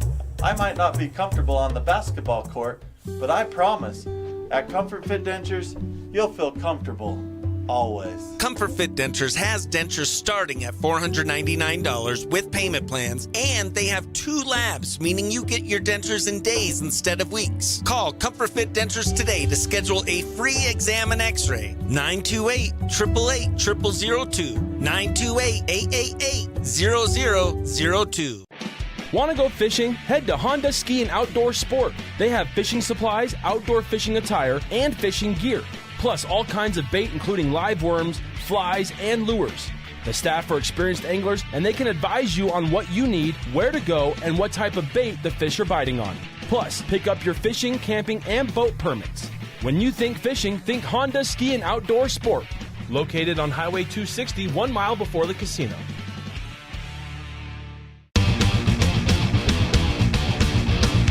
Want the best deal on your new car, truck, van, or SUV? Go to Sholo Ford. Sholo Ford has the best deals. Not only does Sholo Ford sell the #1 truck in America, Guy Hatch guarantees you won't find a better deal on that truck anywhere else. Sholo Ford sells the best at the best price. Sholo Ford on the east end of the Deuce and at sholoford.com. Mountain Mobile Auto Glass and Tint now has 3 locations to serve you: Snowflake, Lakeside, and now Sholo. And with over 85 years combined experience in auto glass and over 40 years of combined experience in window tint, you can trust the experts at Mountain Mobile Auto Glass and Tint with your vehicle. Call them today. Just call 536-5972. Mountain Mobile Auto Glass, cash back to you. At Summit Healthcare, you'll find a level of care you might not expect from a rural hospital. We've recently received 5 stars from CMS, a prestigious ranking that less than 5% of facilities in Arizona earned. Our cancer center has proven its level of advanced care with a national accreditation from the Commission on Cancer. And we continue to add more doctors and services so that you don't have to leave the mountain to find the care you need. At Summit Healthcare, we're elevating care here at home. This is iTalk 106.7's presentation of the Honda Outdoor Ski and Sports Store halftime show. Outdoor Sports Store show for halftime here. The best selection of hiking, camping, hunting, and fishing gear. Go to Honda Ski and Outdoor Store north of Pine Top on Highway 260 just before you get to the Honda Casino. The Lobos on the road, first of 3 consecutive weeks down in the valley and leading Seton Catholic 20-0. Because, how did you finish that sentence? What has led to this 20-0 gap here? Defensively, they've played really well. They've done a really good job on Aguilar. I think he's had a couple of runs, but nothing that's hurt him. I think that's the first part. And then the second part, offensively, we've moved the ball really well. If we can stay away from some negative plays, I think we probably would have had touchdowns on all the drives. But we were still able to convert some long field goals from Mr. Brown. That's awfully impressive. You know, he's those 44, 45-yard field goal. But, you know, I think our line play offensively, defensive line plays are dominating the game right now, and that's the difference. So you talk first about the defensive side with Luke Aguilar, who has 1 run for double figures, the 16-yard run, his first carry from scrimmage. Twice as many times he's been stopped in the backfield for negative yards. Yeah, and I think Aiden Coor, I'm sure Aiden Coor tonight's got the primary assignment of marking him because he's such a factor in their offense. And Aiden, I think, has got him in the backfield multiple times. But the defensive line, again, feels like they're getting good penetration almost on every snap as well. It's, and we're not really big. I mean, Cody Flake's pretty big up there, but the rest of the boys just are quick. They play hard. They're aggressive. Give everything they got, and I think they're really successful because of that. Yeah, doing a great job. Chase Dixon, who's a capable passer, who's averaging 150 yards a game, has gone 5 for 9 for 24 yards, and we talked about it especially in the midst of those 3 straight 3-and-outs that the Lobos were getting great pressure on him with just the 4 down linemen. Yeah, I think they sacked him to end each of those 3 drives, and it sure makes it good. I know Snowflake plays a lot of zone defense behind, and if they're able to get pressure with the 4 and keep 7 back in that zone, it makes it awfully hard to find anything downfield. And their 5 completions, I think they've all been within 5 yards of the line of scrimmage. So they've done a really good job with the pressure on the quarterback, and then that zone behind them has worked really well. When you talk about how they are able to get that pressure, force them into passing situations, and all of it starting again, keying off of Luke Aguilar, who's running for 150 yards a game. He has 9 carries. Talked about the first one that went for 16 yards, but the last 7, just read them out to you. 0, 2, -5, 6, -1, 3, and 6. If you're not getting many of those 6-yard carries on first down, it's forcing Dixon into really tight spots. And thus far, any space that he's had to try to make a play is generally being occupied by one of the Snowflake defensive linemen. Yeah, and I think like that first down is such a big deal for the Seton Catholic offense. They feel, I mean, obviously they want to get the ball to Aguilar. And if they're not able to stay on schedule, they have to kind of go away from him. Certainly in our defensive line, again, has played so well this year. And, again, they're bringing pressure on the obvious passing downs. I think Seton would probably like to be in 3rd and 3s a lot more than they would 3rd and 12s, which I think they've been in about 3 or 4 times tonight. So as long as they keep executing early on 1st and 2nd down defensively, I think Snowflake's going to be real successful. Taking a look at the replay there where Jacob Leduc was on the run and absorbing some hits. He's run for 33 yards. He's now passed for 100 yards, an incredibly efficient 100 yards, 6 of 8 to get those 100 yards. Going to Ezra Baum, he's right now the leading receiver with 3 catches for 42 yards. Coming in today, he had just 1 catch for 7 yards. What have you seen that have really provided him with opportunities? Yeah, they're running that bunch set with the 3 receivers out. I think they've been out to the left all the time, and he's caught 2 of those screens out of there. And then he was kind of work off of Merrick Olberg for the 3rd one in that zone.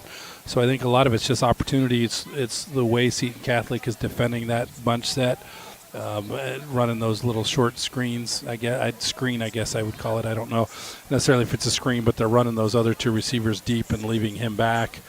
Seton Catholic seems to be dropping, and he's taking advantage of the opportunities he's got today. As is usually the case when the Lobo offense is humming, it's going to start with the ground game. As we talked about, LeDuc's 33 yards, Carter Rabin has 50, Canton Turley has 30. You add all those up, you got 113 yards on the ground to go with 100 yards in the air. That's a pretty good ratio. Yeah, I think they want to be balanced like that, especially balanced among the 3 primary ball handlers, and then with the in the passing game as well. Sure makes you a little hard to defend. Part of this, too, is setting up for teams when you get ready for conference play. You don't want to give them anything they can key on. The more that you can give other teams to have to prepare for, I think the more advantage you have going forward. But sure love the balance tonight. This is the Honda Ski and Outdoor Sports Store halftime show for the best selection of hiking, camping, hunting, and fishing gear. Go to the Honda Ski and Outdoor Store north of Pine Top on Highway 260 just before you get to the Honda Casino. Snowflake leading Seton Catholic 20-0. The number 4 Lobos over the number 13 Sentinels. We'll continue the conversation right after this. Sholo Ford's presentation of high school football on iTalk 106.7 and iTalk1067.com. Would they get a 3 and out here to start the half? Hey everyone, it's Joe G from Horn Auto Center in the Deuce and Sholo. Not only do we have great specials on new cars, we got some awesome deals on used cars too. How about a 2023 Corolla with only 2,000 miles on it? It's all-wheel drive. It was $41,888, now $38,500. How about a 2020 Cadillac XT6 premium luxury with only 44,000 miles? It was $33,544.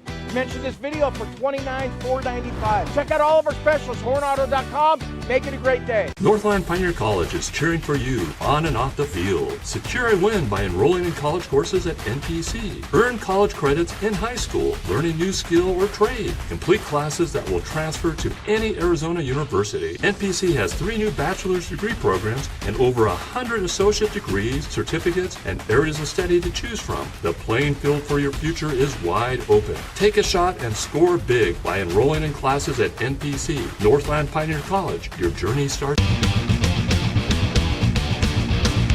Want the best deal on your new car, truck, van, or SUV? Go to Sholo Ford. Sholo Ford has the best deals. Not only does Sholo Ford sell the number 1 truck in America, Guy Hatch guarantees you won't find a better deal on that truck anywhere else. Sholo Ford sells the best at the best price. Sholo Ford on the east end of the Deuce and at SholoFord.com. When you think glass, think Deemer's Glass in Lakeside. Deemer's Glass offers the best selection of quality glass with affordable prices. They do full home window packages, replacement windows, custom shower doors and enclosures, custom mirrors in many shapes, styles, and colors, glass doors and hardware, commercial glass for buildings and offices, skylights, screens, fire-rated glass for your fireplace or stove, window film, and more. Visit Deemer's Glass today on Porter Mountain Road in Lakeside or call 1-888-GLASSMAN. You've been there, waiting forever at the gas station for the guy to free up so he can fill up your propane tank. Or worse, when the only qualified propane technician decided to stay home that day. Yep, you've been there and I have too. That's why now I get my propane from Ace Hardware every time. You get Ace Hardware's world-famous customer service when you stop in for propane. That's right, you get in, you get out, and you get a great deal on propane and everything else. From Ace Hardware at their locations in Pine Top and Heber. Ace Hardware is proud to support White Mountain Sports. Hi, I'm Dr. Arno. I might not be comfortable on the basketball court, but I promise, at Comfort Fit Dentures, you'll feel comfortable, always. Comfort Fit Dentures has dentures starting at $499 with payment plans, and they have 2 labs, meaning you get your dentures in days instead of weeks. Call Comfort Fit Dentures today to schedule a free exam and x-ray. 928-888-0002. 928-888-0002. Want to go fishing? Head to Honda Ski and Outdoor Sport. They have fishing supplies, outdoor fishing attire, and fishing gear. Plus all kinds of bait including live worms, flies, and lures. The staff are experienced anglers and they can advise you on what you need, where to go, and what type of bait the fish are biting on. Plus, pick up your fishing, camping, and boat permits. When you think fishing, think Honda Ski and Outdoor Sport. Located on Highway 260, 1 mile before the casino.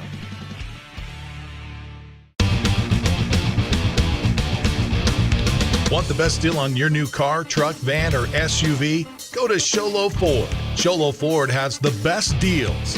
Not only does Sholo Ford sell the #1 truck in America, Guy Hatch guarantees you won't find a better deal on that truck anywhere else. Sholo Ford sells the best at the best price. Sholo Ford on the east end of the Deuce and at sholoford.com.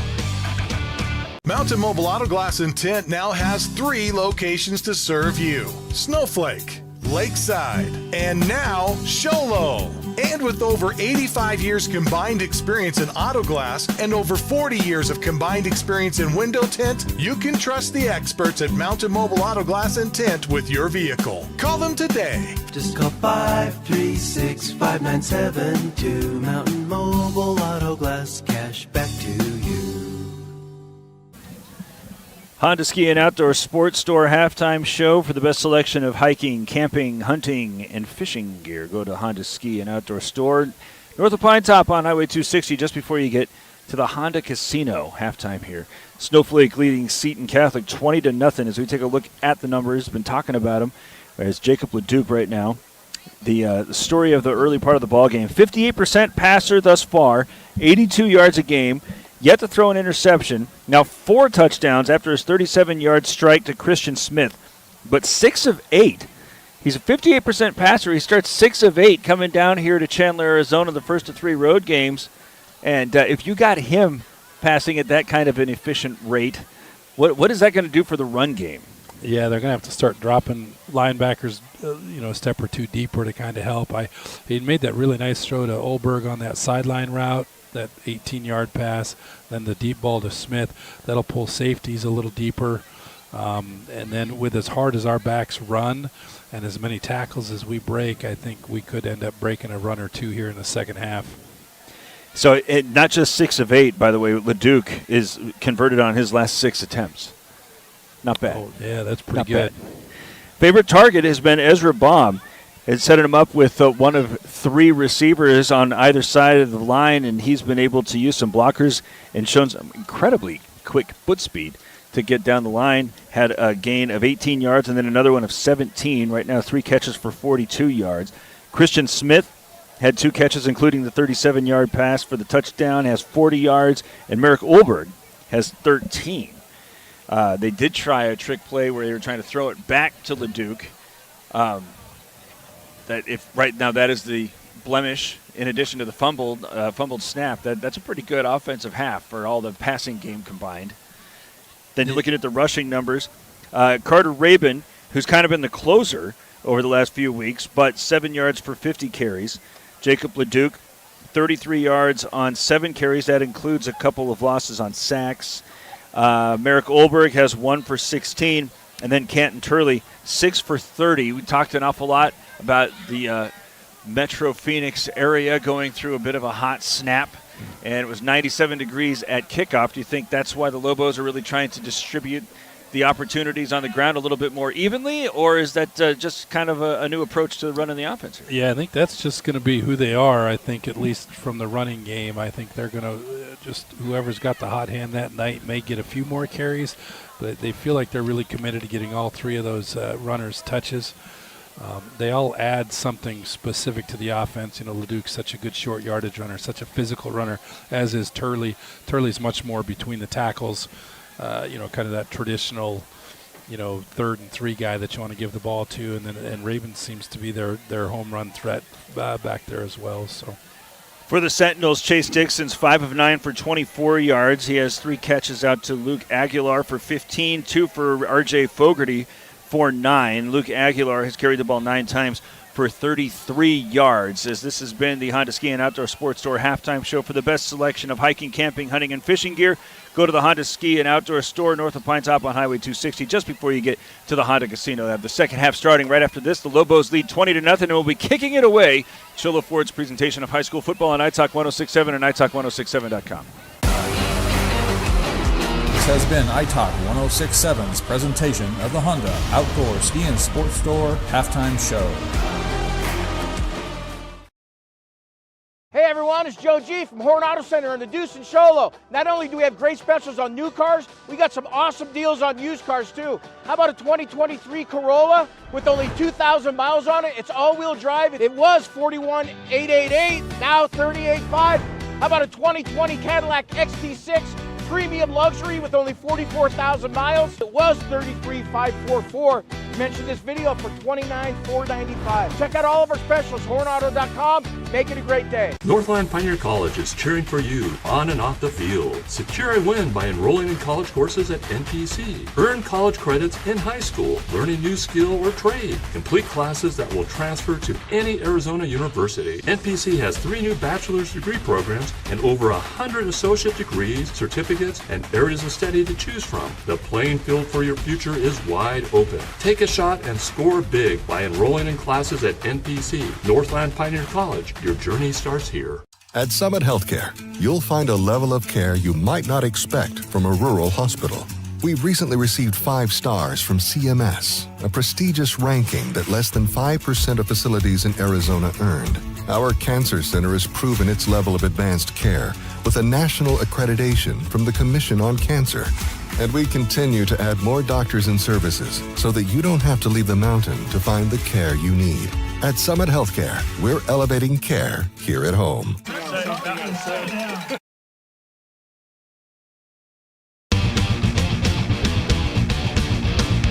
Want the best deal on your new car, truck, van, or SUV? Go to Sholo Ford. Sholo Ford has the best deals.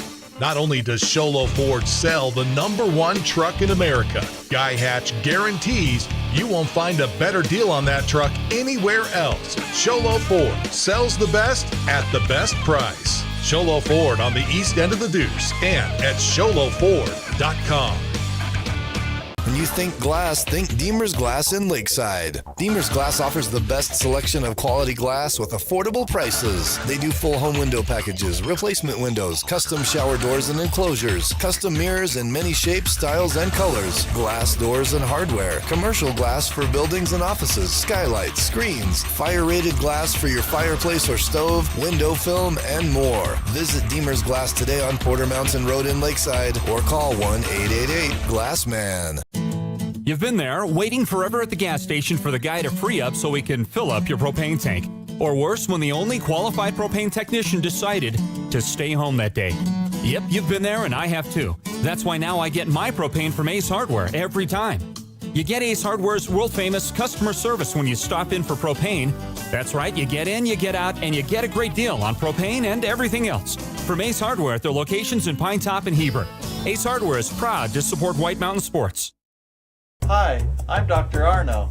I might not be comfortable on the basketball court, but I promise, at Comfort Fit Dentures, you'll feel comfortable, always. Comfort Fit Dentures has dentures starting at $499 with payment plans, and they have 2 labs, meaning you get your dentures in days instead of weeks. Call Comfort Fit Dentures today to schedule a free exam and x-ray. 928-888-0002. 928-888-0002. Want to go fishing? Head to Honda Ski and Outdoor Sport. They have fishing supplies, outdoor fishing attire, and fishing gear. Plus all kinds of bait including live worms, flies, and lures. The staff are experienced anglers and they can advise you on what you need, where to go, and what type of bait the fish are biting on. Plus, pick up your fishing, camping, and boat permits. When you think fishing, think Honda Ski and Outdoor Sport. Located on Highway 260, 1 mile before the casino.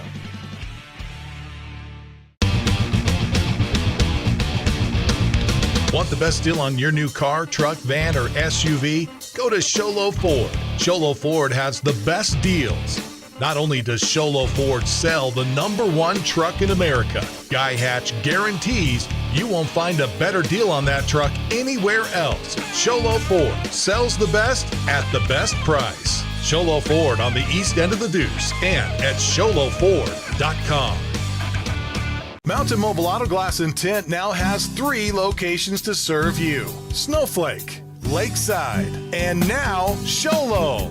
And with over 85 years combined experience in auto glass and over 40 years of combined experience in window tint, you can trust the experts at Mountain Mobile Auto Glass and Tint with your vehicle. Call them today. Just call 536-5972. Mountain Mobile Auto Glass, cash back to you.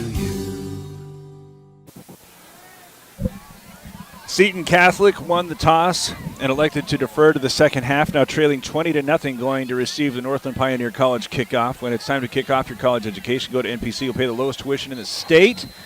Sam Brown, who had converted on 44 and 45 yards to score 6 of the Lobos 20, also had a couple of touchbacks and did not allow for a reverse to get set up to Aguilar, who's right now coming along the near hash. The other side there, Corey Edwards, who is one of the only other players who gets many carries, is going to set up both of them right at the goal line. Well, Brown is such a weapon on kickoffs. I mean, everything is at the goal line or their touchbacks. It sure helps that kick coverage team when you got a kicker like that. Lobos already up 20, and this one's low and angling toward Aguilar. Takes it on a big hop, and then fumble. The reverse to Edwards. Has to go all the way back toward the goal line to pick it up, and then gets spilled before he gets to the 10. So trying to get something going to jumpstart this Sentinel offense. Instead, disaster strikes. And for the second time in as many opportunities off of a kickoff, Seton is going to start inside the 10. And you wonder, too, there, right, as a coach, you really want to get the ball to your best players. I wonder if they had that reverse and then they end up kicking the ball to him and your kids still execute the play. Kind of goes contrary to what you want done. Dixon started with split backs. Aguilar comes out, now trying to set up a screen to the other side. Pass is caught and then stopped at the 15. Oh, still on his feet as Jones brings him down. Pastor there, big H-back, winds up catching it and running it for a first down all the way out to the 25. Gains 16. A really nice play there it was really nice design by Seton Catholic. They had the 3 blockers out in front, but Gianni and Aiden were both able to get off their blocks and slow that thing down. It looked like it had big play potential when it first broke. 3 receivers coming out to the right side. Dixon moves the pocket in that direction, picks up a block, now looking downfield, unloads, has a man caught near the 40 and then surrounded by Lobos, but not before the chains are moved again on a gain of 17. Yeah, he sure throws a nice ball. I've been impressed with Dixon. Fogarty coming off the field holding his left arm. Keep an eye on him as the Summit Healthcare Regional Medical Center injury report is developing. He's the leading receiver, and he does not look confident in that left arm. He's just lost his helmet. But Summit Healthcare Regional Medical Center has everything that your athlete needs to get back in the game. So coming out to replace him, Bailey Mendoza splits wide left. Big package in the backfield on 1st and 10. 20-0. The Sentinels trail is there. Aguilar gets the seam as he runs up over the left of the line. Going to be eventually brought down by Olberg, but not before he gains 11. A bunch of big plays here by Seton Catholic to start the second half. Yeah, they look like they have a little more urgency and aggressiveness than what we saw them in that first half. Again, Aguilar is so quick to the hole, and he sure puts some pressure on the defense with how hard he gets up there, and then he's pretty hard to tackle. Pastor's coming off the field. Fogarty still receiving medical attention on the sideline, still holding on to his left arm. So going without the leading receiver. 3 receivers going out to the right side. Aguilar, the lone man in the backfield, I believe. No, he's in motion right now, coming right to left. Going to drop this one off the back hip. Snowflake signaling that they thought it was incomplete, but it's instead going to be had, and a pass caught by Joseph interference. No, yeah, it looked like that ball may have got to the ground. But again, a nice play design. They bring Aguilar, and he certainly draws all the attention. They bring him in motion, and then they just bring that receiver in where that linebacker has vacated that spot. It's a real nice play design. Gain of 7, 2nd down and 3. Dixon is now converted on his last 4. He's thrown for 64 yards. Usually run this behind 42. Going to do just that as Pastor is trying to open up a little bit of an extra hole. Aguilar doesn't need much as he gains 6 and has another first down. Now 50 yards on 11 carries for Luke Aguilar. They moved into Snowflake territory with 9:35 to play in the third quarter, 20-0. Snowflake leading, but Seton, after accepting the opening kick, botching a reverse, putting themselves kind of behind the 8 ball. The Sentinels have since been able to go all the way out to the Lobo 35 and have been doing it in a variety of fashions, not just riding Luke Aguilar, but Dixon finding a variety of receivers as well. He's got 3 potential right now. As a high snap is fake to Aguilar, and again moving the pocket to the right side, now going to unload, but it's well covered and intercepted by Baum at the goal line, stopped at the 10. Just like that, there goes all that momentum. Dixon was knocked down after he threw it. He's slow coming toward the sideline along the 45. Let's see who got to him. It was Johnson again, or White. Yeah, he did a really good job getting him turned back in, and he threw that thing into double coverage. I don't know if he made up his mind too early on that throw, but really good. I think White wasn't giving him many options. Really good play there by Baum, though, and like you said, all that momentum now is gone. So typically this is where Snowflake has come out and put together just a really long, punishing drive. 9 minutes, 1 second left. 20-0. The Lobos lead are taking over on their own 9. LeDuc hand this one to Rabin as Sloan Sweet stops him after a very short gain of 1. I'll tell you, Sweet's going to end up with 10-plus tackles the way this game is going. It seems like anytime they get a good positive play, he's been right in the middle of it tonight. Rabin is coming off the field. So after R.J. Fogarty is right now sitting on the training table on the Seton Catholic side and looks like he's being consoled, Carter Rabin, who has 51 yards on 8 carries, is also walking in that direction on the Snowflake side as there's a faked handoff. LeDuc drops this one off. Silverhorn catches this one over the shoulder. Stopped toward the 20 and going to gain 8 yards and have a first down after Pastore makes the stop. Real nice that play action to the right, or to the left, I'm sorry. Then LeDuc comes out to the right. They put that linebacker in a pickle. He's either got to come up on LeDuc or Silverhorn's able to get in behind him. That was a nice play, nice throw, nice catch. Good first down now. 8 minutes to play in the third. Turley wanted to go to the left, was forced back to the right, and there's 3 awaiting tacklers there for the Sentinels. So as that happened on the first carry on this series, the Lobos aren't able to gain much. Maybe just getting back to the line of scrimmage there with Kenton Turley as Snowflake is operating without Rabin right now. Looks like they might be investigating his shoulder over there on the sideline. Yeah, I'm no doctor, but the way he was holding that arm, it sure looks like a stinger. Now in his place, Brenner Green, as he is going to try his first carry, and he's going to be met with rudeness. All sorts of Sentinels there waiting for him. Yeah, the defensive line from Seton Catholic's been playing pretty well this possession. Multiple times they've been in the backfield and forced those running backs to make quick cuts and quick decisions. Green getting his first action today. Sophomore listed at 5'8", 165. Christian Smith now comes out wide to the right side. He's been available deep at least once. 3 receivers also on the left as they're going to roll the pocket in that direction. LeDuc wants to throw over the top where his man was open, but Baum has the pass thrown behind him, and he cannot make the adjustment. Josh Brown was there in the neighborhood, but that was maybe more like the zip code, as there might be a flag down, but this might be an illegal man downfield situation again. Yeah, and it's a nice play again out of that bunch set when LeDuc rolls out to his left, and you got Baum coming back across the middle. It makes that throw a little bit tougher. I think they'd probably prefer Baum to kind of sit down on that rather than keep continuing across the field to make it a little easier throw. But pretty good execution. I mean, they just missed that thing by just a hair. Rabin is up, but he no longer has his helmet. 20-0, the Lobos lead. That was the first incompletion in Leduc's last 7 opportunities. Sam Brown has punted once today, and it came off the side of his foot. Has a good snap, but he's pressured. Gets this one away. It's a high hanger. Back to receive. Aguilar has to allow this one to drop, and it takes a snowflake roll over the 40. So it doesn't necessarily turn the field around, but when the Lobos offense started inside the 10, going to at least remove the Sentinels from their side of the field, starting on the Seton 40 as a score out of Sholo. Thatcher right now leading the Cougars 28-16.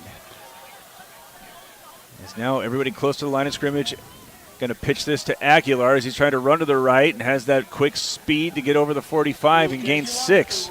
Yeah, I'm surprised they don't run more of those toss sweeps and maybe some of those outside zones and let him use that speed and quickness to the hole a little more. Seton was able to go on an extended drive, almost 60 yards before the interception. Now with Aguilar, who's rushed for 23 yards here in the first 6 minutes of the third quarter, but also can't lose track of how Dixon had gone 4 straight before that interception. Now handed off again to Aguilar, quickly accelerates to the right of the line. Nichols drops him right around the yard marker. It's all going to depend upon the spot. Right now the nose of the football on the 50, and they're going to say move him. So a gain of 4 follows the gain of 6. Aguilar has moved the chains. He's now run for 60. And this is a much different offense here that came out of the locker room with the Sentinels trailing 20-0. There's still enough time if they can somehow get it into the end zone. Yeah, I've been, I think, coming out and throwing those first 2 balls, I think, has kind of opened the offense up a little bit and opened up some running lanes here for Aguilar here in the third quarter. 2 receivers coming out to the left. Handed off instead goes Aguilar to the right. This time he's jumped by Brent White as soon as he crosses over the line of scrimmage, gains 1. Yeah, really nice play there by White. Looks like I don't know who he jumped over there, one of the linemen down on the ground, and a really good play to stop that thing. And now a passing situation. Dixon, 4 for his last 5, but in this half, 3 for 4. The only incompletion was the interception. He has receptions of 16, 17, and 7 yards. So, again, a much different look at the Sentinel offense going. It seemed, Fogarty is still on the scorer's table. Doesn't look like he's going to be available. The leading receiver, or one of, I should say, is now Aguilar coming out of motion in the backfield instead, and have this one hung up, deflected, and stolen away by Jones. Intercepted at the 40. He's coming to the near sideline, and he's got some blockers. 1 man to beat as he slaps through 1 tackler, and he's going to go all the way into the end zone for a Comfort Fit Denture touchdown and a return of 65 yards. Yeah, great. Looks like Lerma got his hand on that ball, tipped that thing for Jones. Again, that really good play in that zone defense again. Watching the replay here on the video stream, and it was indeed deflected twice. Lerma got it the second time. Jones able to gather it up. Looked like he was going to be brought down, but then the only man was going to be Dixon, and he does both a great job of avoiding getting stopped and staying in bounds. Yeah, Jones had a little more speed there than I was expecting when he broke free. He was quick. Well, that has brought a lot of the air out of this Seton Catholic side of the field. Yeah, it's Brown noticeable. Kicks this one up and good. 27-0. Now the Lobos get the points on the defensive side. 4 minutes and 19 seconds to play in the third. It's Sholo Ford's presentation of high school football on iTalk 106.7 and iTalk1067.com. Hey everyone, it's Joe G from Horn Auto Center in the Deuce and Sholo. Not only do we have great specials on new cars, we got some awesome deals on used cars too. How about a 2023 Corolla with only 2,000 miles on it? It's all-wheel drive. It was $41,888, now $38,500. How about a 2020 Cadillac XT6 premium luxury with only 44,000 miles? It was $33,544, Mention this video for $29,495. Check out all of our specials, hornauto.com. Make it a great day. Northland Pioneer College is cheering for you on and off the field. Secure a win by enrolling in college courses at NPC. Earn college credits in high school, learning new skill or trade. Complete classes that will transfer to any Arizona university. NPC has 3 new bachelor's degree programs and over 100 associate degrees, certificates, and areas of study to choose from. The playing field for your future is wide open. Take a shot and score big by enrolling in classes at NPC. Northland Pioneer College. Your journey starts here. Northland Pioneer College kickoff. When it's time to kick off your college education, do so at Northland Pioneer College, where you pay the lowest tuition in the state. Brown going to kick it off again, leading. Oh, I guess that extra point was not good. 26-0. The scoreboard has been wrong once before. This time the Seton sideline doesn't seem quite as interested in correcting it. But okay, we'll just go there. I thought it was good. 26. Yeah, so did I, and I tracked it all the way over the back. It did clear out of the back of the track as well. So hopefully that 1 point, I guess, won't make that big a difference. 4 minutes and 19 seconds. Now, the Sentinel offense has been moving the football. Just 2 interceptions have derailed what were shaping into interesting offensive opportunities. As here, pass is thrown to the near side, and Mendoza, who's still on his feet as he gets to the 30. And, well, I beg your pardon, he got stopped at the 26, so a gain of 6. The only incompletions going back to the second quarter for Chase Dixon have been those interceptions. Yeah, he throws a pretty good ball when he's got time to set up and throw it. Second down and 3. This is one of those circumstances when you got a runner like Aguilar that you feel like you could just open the playbook wide. He is the single back as Dixon goes under center. Now moving back in front of him is a blocker, but it's not going to matter as the Snowflake front's able to wrap him up as he gets to the line of scrimmage. Nichols there with the stop. Yeah, again, there's just really good penetration there on that interior of the Snowflake line, and then with Nichols coming in through. Got a man coming off again. R.J. Fogarty had been seated on the scorer's table as they're trying to run for the first down on 3rd down and 2-ish. Does not look like they're going to get back to the line of scrimmage with Aguilar. So 4th down and somewhere in the neighborhood of 2. Well, it looks like there was a flag thrown out there by the line judge over on the Snowflake side. Well, that'll move the chains. I don't know what the call is. Penalties against the Lobos for illegal substitution. Illegal substitution. They must not have got the other defender off if they, for him to throw that flag. It probably was a substitution issue. They weren't able to get that. Jumbo package in the backfield. That includes Pastor as they turn and give to Aguilar, who runs to the left of the line this time. Tries to spin away from a couple of Lobo tacklers, but can't do so, though he gains 4. One thing that I noticed there, they went into that jumbo pack, and Snowflake immediately responded. Looked like Nichols came up and played that nose guard. They went into a 5-man front. Looks like they were prepared for that. I guess that lets you know the coaches are scouting, and they were kind of expecting that. They had, made that adjustment on the fly as well. Trying to find Fogarty on the sideline. I can't locate him. I can't tell if he's on the field either. As right now facing 2nd and 7, another sort of passing situation. Don't have him available as this time they're coming toward the near sideline, leaping and catching and bringing that one down for the Sentinels. Joe Ferentz. Well, it looked like that Mason Rabin was in really good position on that defensively. Just a really good throw before Rabin could get his head turned back around. 26 yards. As Ferentz, you might make an argument, is out there in Fogarty's place. Fogarty is on the bench. There we go. That's why I couldn't find him. So he watches Ferentz move the chains now to the Snowflake 37. Again, looking to this near side where the pass is had, but very short game. No, it's incomplete. Looks like that ball got onto the ground. Incomplete pass intended for Nick Conrad. As a coach, you'd sure like to see Fogarty up and involved with his teammates on the sideline. I know he's got to be disappointed that he's hurt, but I don't know what, sitting on the sideline or sitting on the bench all by yourself is typically not the right way to go there. Two receivers out wide to the right, split backs on either side of Dixon, who's again had a hot hand, just 2 interceptions that have kind of thwarted as he drops back, wants to send this one off on a swing to Aguilar, who is tripped up. Lerma was there. I don't know if he got a hand on or just his presence kind of sped Aguilar up a little bit too much. He did. He brought him down wholeheartedly. Lerma's had a really good game out there on the edge. He's been in the backfield multiple times and made some, I think that's either his second or his third negative play that he's been able to make from that outside linebacker position. Third down now and 15. 2 minutes to play in the third. 26 or 7. Nothing. The Lobos have the lead.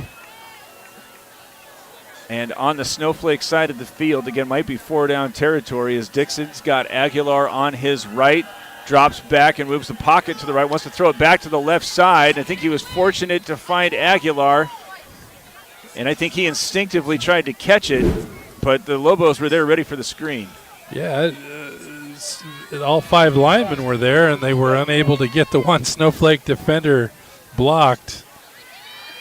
Who that made that play? Was that Johnson? I don't know, but I can tell you that the last 3 receptions that Aguilar has had have been for negative yardage. Yeah, that was Wyatt Johnson and was able to sniff that one out. But,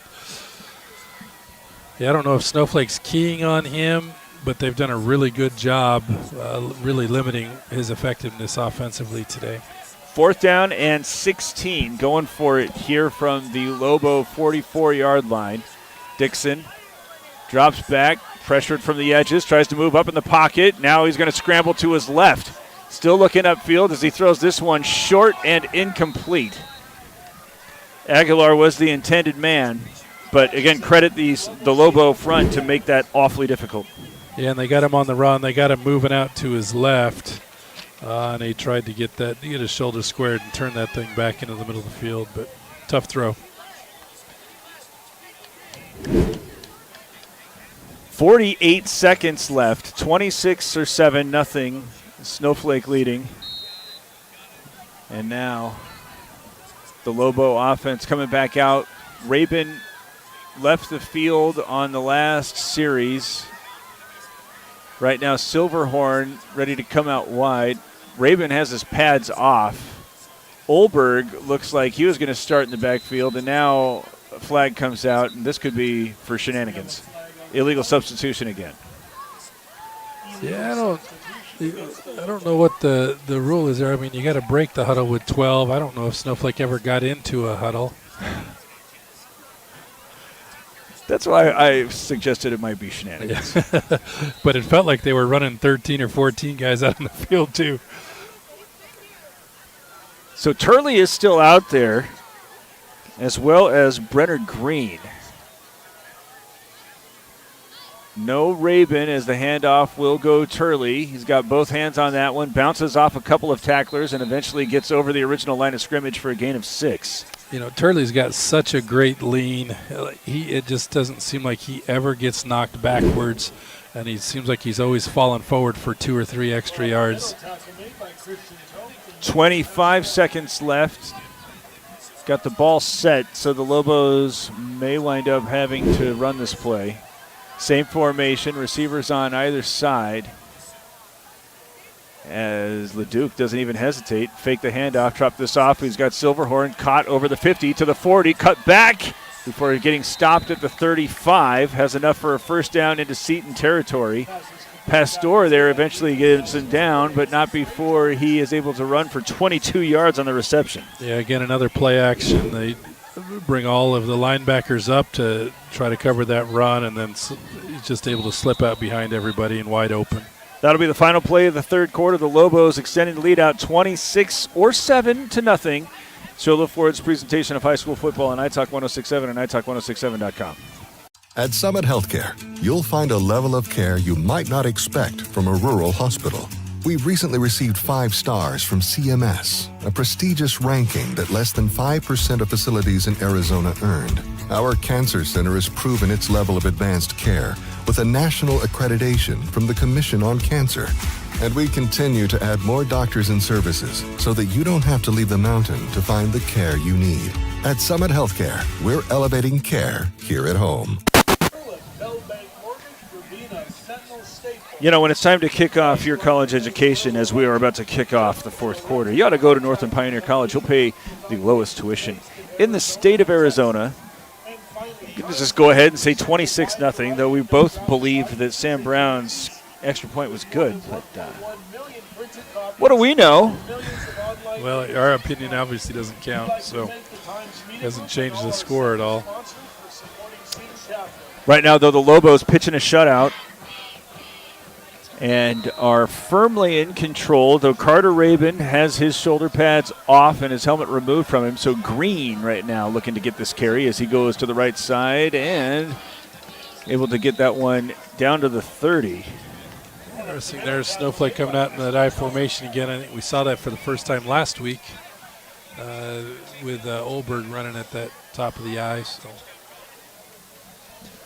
Makes it 2nd down and 7 after his 3-yard carry. Lobos, who had been trying to go with some tempo in the first half, right now trying to pump the brakes a little bit with what amounts to a 4-touchdown lead.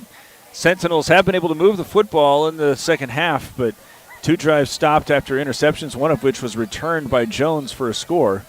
And that was the only scoring thus far in the second half, as now the handoff is again going go. Turley starts to the right, bounces it to the left. He's in the open field. He's at the 10-5, touchdown. We got a flag back but here. A flag is back at the line of scrimmage. Well, it would be a 30-yard Comfort Fit Dentures touchdown, but it doesn't look like the Lobos are confident that this is going to stand. It looks like they're talking. I'm wondering if they got an illegal. He's talking about an illegal formation. It looks like trying to figure out who should have been where and who was covered up. Usually they're supposed to communicate that before the snap of the ball.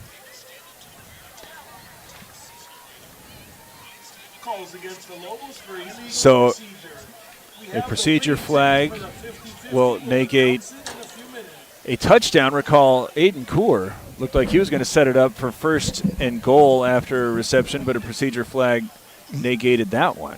And the Lobos wound up having to settle for a field goal. Love to see a replay of that and see what the formation was like. It's going to move it back to the 35. So 2nd and 12. Had to start behind the sticks after a 22-yard pass to Silverhorn pushed it into Seton territory. So 11:09 to go. Touchdowns pulled off the board. And from the shotgun, Leduc fakes the handoff. Short drop, looking to the left side. Has a man caught at the near sideline. That's Olberg trying to run away from one tackler, but eventually pirouetted down at the 20. Gain of 15 and a first. Yeah, another nice throw there by Leduc, again throwing that sideline route to Olberg. Really good throw there, good ball, good strong arm to get that thing out there. 28 yards now on 2 catches for Olberg. Hey, we got the scoreboard updated. It's now 27-0. We're not insane. Looks like we got it. 27-0 indeed. I know my wife thinks I'm crazy, so I guess that'll help settle that issue. Seton takes a timeout, trailing now 27-0 officially with 11 minutes to play. Sholo Ford's presentation of high school football on Night Talk 106.7 and NightTalk1067.com. Want the best deal on your new car, truck, van, or SUV? Go to Sholo Ford. Sholo Ford has the best deals. Not only does Sholo Ford sell the #1 truck in America, Guy Hatch guarantees you won't find a better deal on that truck anywhere else. Sholo Ford sells the best at the best price. Sholo Ford on the east end of the Deuce and at SholoFord.com. When you think glass, think Deemer's Glass in Lakeside. Deemer's Glass offers the best selection of quality glass with affordable prices. They do full home window packages, replacement windows, custom shower doors and enclosures, custom mirrors in many shapes, styles, and colors, glass doors and hardware, commercial glass for buildings and offices, skylights, screens, fire-rated glass for your fireplace or stove, window film, and more. Visit Deemer's Glass today on Porter Mountain Road in Lakeside or call 1-888-GLASSMAN. Ready to win the series. After Seton uses its first time out, 1st and 10 for the Lobos, handed off to Turley, who was met after he got to the line, but is still able to rumble his way forward and pick up maybe as many as 5. Again, that really quick sidestep, right? He was almost hit at the point of handoff there. Was able to sidestep the first defender and pick up a nice gain. Keep us still in our running situation here. I thought he might have gained 5. It looked like the official credited him with 4. The scoreboard gave him 3.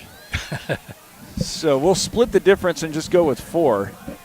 2nd down, neighborhood of 6. Again, the Lobos trying to use as much time as possible. This is the first of 3 games on the road. Next week, Poston Butte, which was surprisingly leading Eastmark as the handoff is fake to Green. LeDuc wants to go to the far sideline where Coor has this one caught as a flag comes out. He dives for the pylon and is stopped short, and I think this is going to be a roughing the passer flag. Just, again, Snowflake's done a great job getting those tight ends out just, behind the linebackers. LeDuc's been delivering really nice balls. How to get that out there. Poor Coor has been trying to get in that end zone, both of those receptions, and has just maybe been stopped 2 yards short total. LeDuc roughed, and it's such a big, tough dude, hops up. Very little worse for the wear. Well, they certainly got that ball in LeDuc territory. It wouldn't be surprising if he got to run these next 2 or 3 balls till they get in the end zone. He's now 10 of 13 for 160 yards. He has the 1 touchdown thrown to his credit. He's got Brenner Green and Canton Turley on either side as he goes from the shotgun, going to hand it off. Turley goes to the left, and he is in upright. A Comfort Fit Dentures touchdown from 1 out will make it 33-0 Snowflake with the lead. Yeah, again, they just overload that left-hand side. And Turley goes in, breaks that tackle, and then walks in the rest of the way. Sam Brown coming back out. Remember when the story of the first half was his 44 and 45-yard field goals, and this was looking like it was going to be played a little bit closer, but the Lobos now running and hiding. Just a 2nd score and the first on the offensive side for Snowflake, but making it 34-0 potentially. As Flake is ready to hold. And snap is down, the kick is up, and it is good. 34-0 with 10 minutes and 8 seconds to go in the ball game. This is Shola Ford's presentation of high school football on iTalk 1067 and iTalk1067.com. You've been there waiting forever at the gas station for the guy to free up so he can fill up your propane tank. Or worse, when the only qualified propane technician decided to stay home that day. Yep, you've been there, and I have too. That's why now I get my propane from Ace Hardware every time. You get Ace Hardware's world-famous customer service when you stop in for propane. That's right, you get in, you get out, and you get a great deal on propane and everything else. From Ace Hardware at their locations in Pine Top and Heber. Ace Hardware is proud to support White Mountain Sports. Hi, I'm Dr. Arno. I might not be comfortable on the basketball court, but I promise, at Comfort Fit Dentures, you'll feel comfortable. Always. Comfort Fit Dentures has dentures starting at $499 with payment plans, and they have 2 labs, meaning you get your dentures in days instead of weeks. Call Comfort Fit Dentures today to schedule a free exam and x-ray. 928-888-0002. 928-888-0002. Northland Pioneer College kickoff. Sam Brown wanted to give himself a challenge, started teeing that up on the 35. Referee came in and said, come on. Put that on the 40. When it's time to kick off your college education, Northland Pioneer College will charge you the lowest tuition in the state as Brown now on the approach sends this one toward the goal line. They're running underneath that and faking the reverse this time. It's Brown will take it to the left, but is met by an unfooled Snowflake coverage team. Yeah, another good job again to keep them inside the 20-yard line to start this drive. coverage has been excellent, and they keep trying to set up the trick play, but yeah, really disciplined from the kick coverage team. And the first time, I think it may have caught them a little by surprise, but they've handled it really well the last 3. I guess that's really good when you're talking about 4 or 5 different kick returns. It means your offense has done a pretty good job tonight. 10 minutes, 2 seconds remain. 34-0, the Lobos lead. Both sides right now wounded as R.J. Fogarty had hurt his left arm and has not been out since the first series. But instead, there it's been Ferrance, who's going to get another catch running up the seam. Fined by Dixon as he catches him out over the 30, gains 16 yards. Yeah, and again, another nice throw. Whenever he's able to get some time and step into it, he delivers a really nice ball. Again, that just got him running up that seam before anybody in the zone could rotate over. Joe Ferrance now with 49 yards on 3 carries, 2 receivers on either side. 34-0 still the score. This time it's deflected again. The Lobos and their last interception had it deflected twice. It looked like Core realized it just a little bit late, and he's blaming himself there as it dropped right near his feet. But in fairness, he's also known to light him up, and it looked like he was getting that thing dialed in and ready. Yeah, it looked like he was really focused on the receiver on that one. But that's a linebacker's dream, that tip ball. If they can get there, that's going to be a pick 6 for sure. He would have finally got pay dirt. Knowing Core's luck today, it probably would have been called back with an illegal block. That's about right. 2nd and 10 after the incompletion. Looking again to the left side, and this time it is Core. He's got the interception, and he's got an awful lot of green in front of him as he gets into the end zone for the Comfort Fit Dentures score, and there are no flags. I was looking for the yellow to see if the broadcaster's jinx would hold true, but really nice play there by Core getting under that, and they've been running that kind of that combo route out there all night, and looks like Core made a really good adjustment on that, got underneath that inside receiver this time. It might have been deflected again. Was that deflected at the line of scrimmage? Bentley may have gotten it. Again, I didn't get a good look at it, but boy, those linebackers sure have really good anticipation. They run to the ball really well. Taking another look as Sam Brown's coming out for the extra point. Yeah, it looks like Bentley did get it. Bentley. And again, Bentley just fighting through those blockers and getting his hands up. A nice play. And good for Aiden, though. I think he's seen that goal line 3 times tonight. It's good for him to finally get in there. 40-0. And is this Turley going to attempt the extra? No, it's not. Who is that? Kick is up and good. Jackson Merrill in to get some work as he has that one up and good to make it 41-0 with 9 minutes and 26 seconds following the 3rd interception for the Lobo defense here in the second half. It's Shola Ford's presentation of high school football on iTalk 106.7 and iTalk1067.com. Want to go fishing? Head to Honda Ski and Outdoor Sport. They have fishing supplies, outdoor fishing attire, and fishing gear. Plus all kinds of bait including live worms, flies, and lures. The staff are experienced anglers, and they can advise you on what you need, where to go, and what type of bait the fish are biting on. Plus, pick up your fishing, camping, and boat permits. When you think fishing, think Honda Ski and Outdoor Sport. Located on Highway 260, 1 mile before the casino.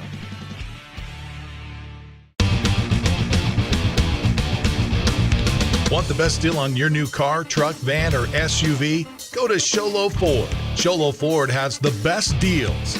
Not only does Sholo Ford sell the #1 truck in America, Guy Hatch guarantees you won't find a better deal on that truck anywhere else. Sholo Ford sells the best at the best price. Sholo Ford on the east end of the Deuce and at SholoFord.com. He's had his fill of the game tonight. Northland Pioneer College kickoff. When it's time to kick off your college education, do so at Northland Pioneer College. Pay the lowest tuition in the state of Arizona as they are again going to try the reverse to Aguilar. This time they're able to get it over the 20. Nope, almost to the 20. Yeah, I thought the touchbacks were good things, but it seems like our kick coverage team is better than a touchback right now. We've held them short of the 20, I think 3 or 4 in a row now. Try to keep an eye on the Lobo rotation here. It seems as if there's some new faces out there, and we can try to get some names for you as the handoff goes not to Aguilar. That's Corey Edwards that gets his first action out of the backfield. 8:27 to play and trailing 41-0. So both sides right now looking into the future. Also got, well, I think this is Milton getting ready to do some punting potentially.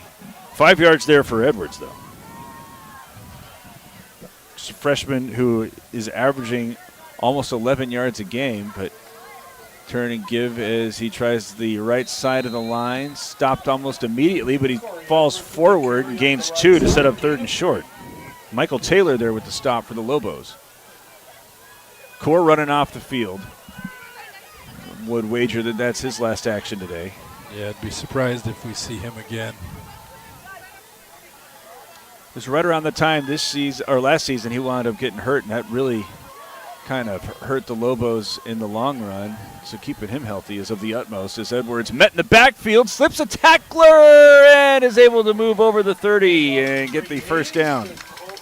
Yeah, Coor is such an important part to that defense, with as well as that defensive line plays, the consistent pressure that they're able to get.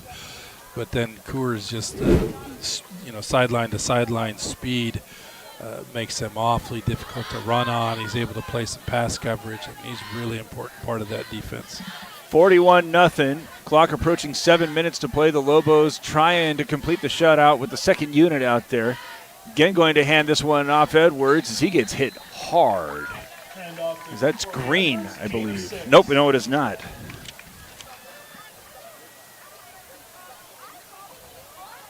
Tingy. Yeah, nice play coming up from his safety position, and really, really tough tackle. Good physical tackle. Well, Seton playing with a different quarterback as well. That's Brady Hayes. As he has not yet tried to air it out, but will do so here. It has this one a knuckleball. Hayes, a sophomore, 6'1", 150. Yeah, nerves may have got him a little bit on that one. I think that he'd watched what had been happening to Dixon since the end of the first quarter and thought, I got to get rid of this. Yeah, he was more than wanting that ball out of his hands pretty quick. So, you don't 41-0 games aren't the most exciting to watch, but it's sure a good experience for these young guys who don't get in much. They practice all the time. Sure good for them to get in and get some game experience. Clock moving under 6 minutes to go as the handoff to Edwards goes over the left side, and he's still on his feet over the 45, 50, 40, all the way to the 30, trying to get cut off there as he's going to be forced out of bounds at the 20. Gain of 42 yards. Liam Brewer there with the stop, but a huge play from scrimmage and the longest by far for the Sentinels. Yeah, really good. He took on that first tackler and was able to spin and break that tackle. Then he had some good speed to get away, and Brewer took a really good angle to at least stop him from getting all the way to the end zone there. Liam Brewer, a sophomore, listed at 5'10", 135. Edwards, a freshman, listed at 5'7", 155. And you could see them running after each other there. Edwards looked like a really big friggin' guy as their jump from the left side of the line is going to move the Sentinels behind schedule. 5 minutes, 5 seconds to go, 41-0. The Lobos with the lead, trying to complete the shutout, but having a hard time containing Corey Edwards. Move this one back to the 21. First and 15 with I formation behind Hayes, who turns and gives to Edwards, and again slips a tackler at the line of scrimmage, falls forward for a gain of 3. Yeah, I don't see them throwing the ball too much anymore, so it's going to come down to offense, defensive line here. If we're able to make tackles, we keep them out of the end zone.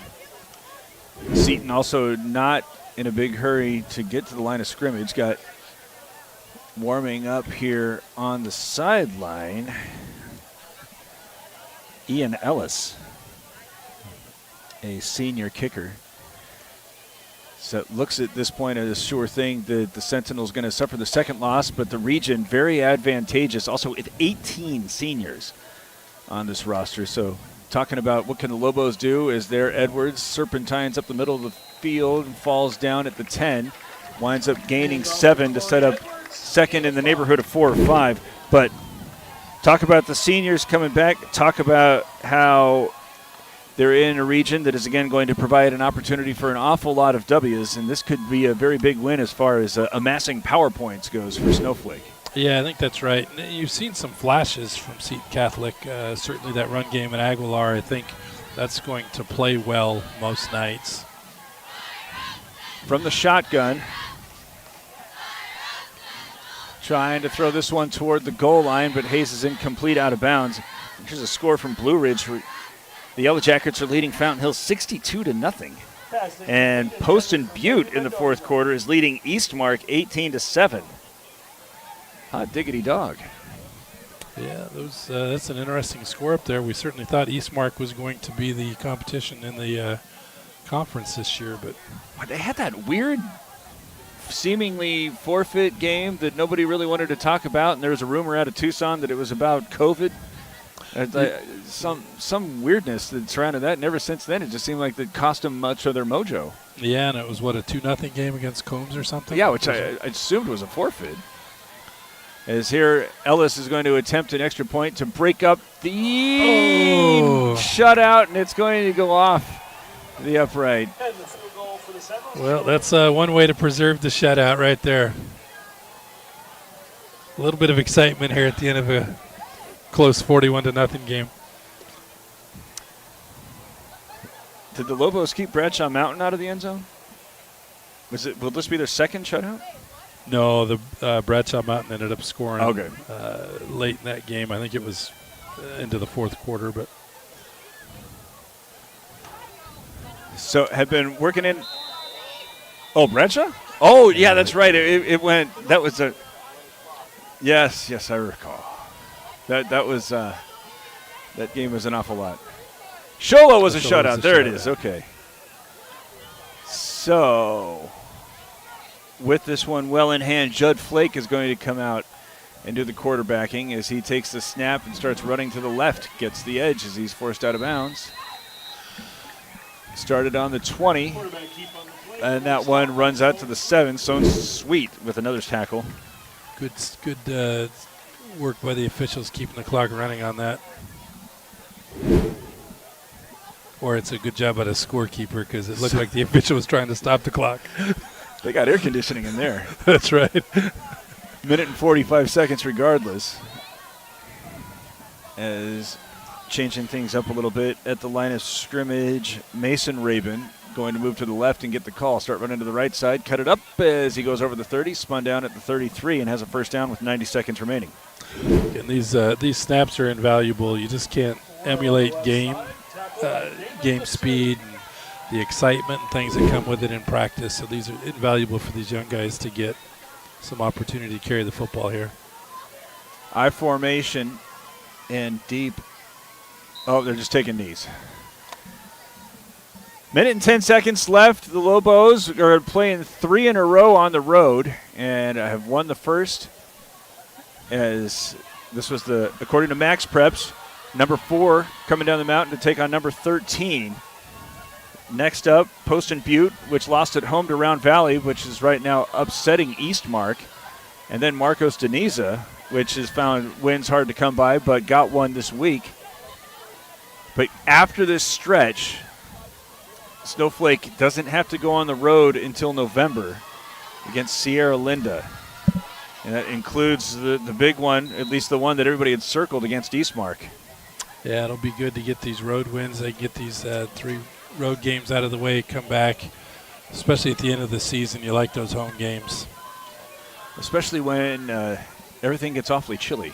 Yeah, it's certainly going to be an advantage that most of these Phoenix teams, I don't think they've had to come up and play in November in the White Mountains. Could be a difficult experience for them. Teams are lining up. They're going to shake hands as Snowflake will get its second shutout on the season. 41-0. And a big one sets up for a trip to Santan Valley next week against what looks like a Poston Butte team that is knocking off Eastmark right now.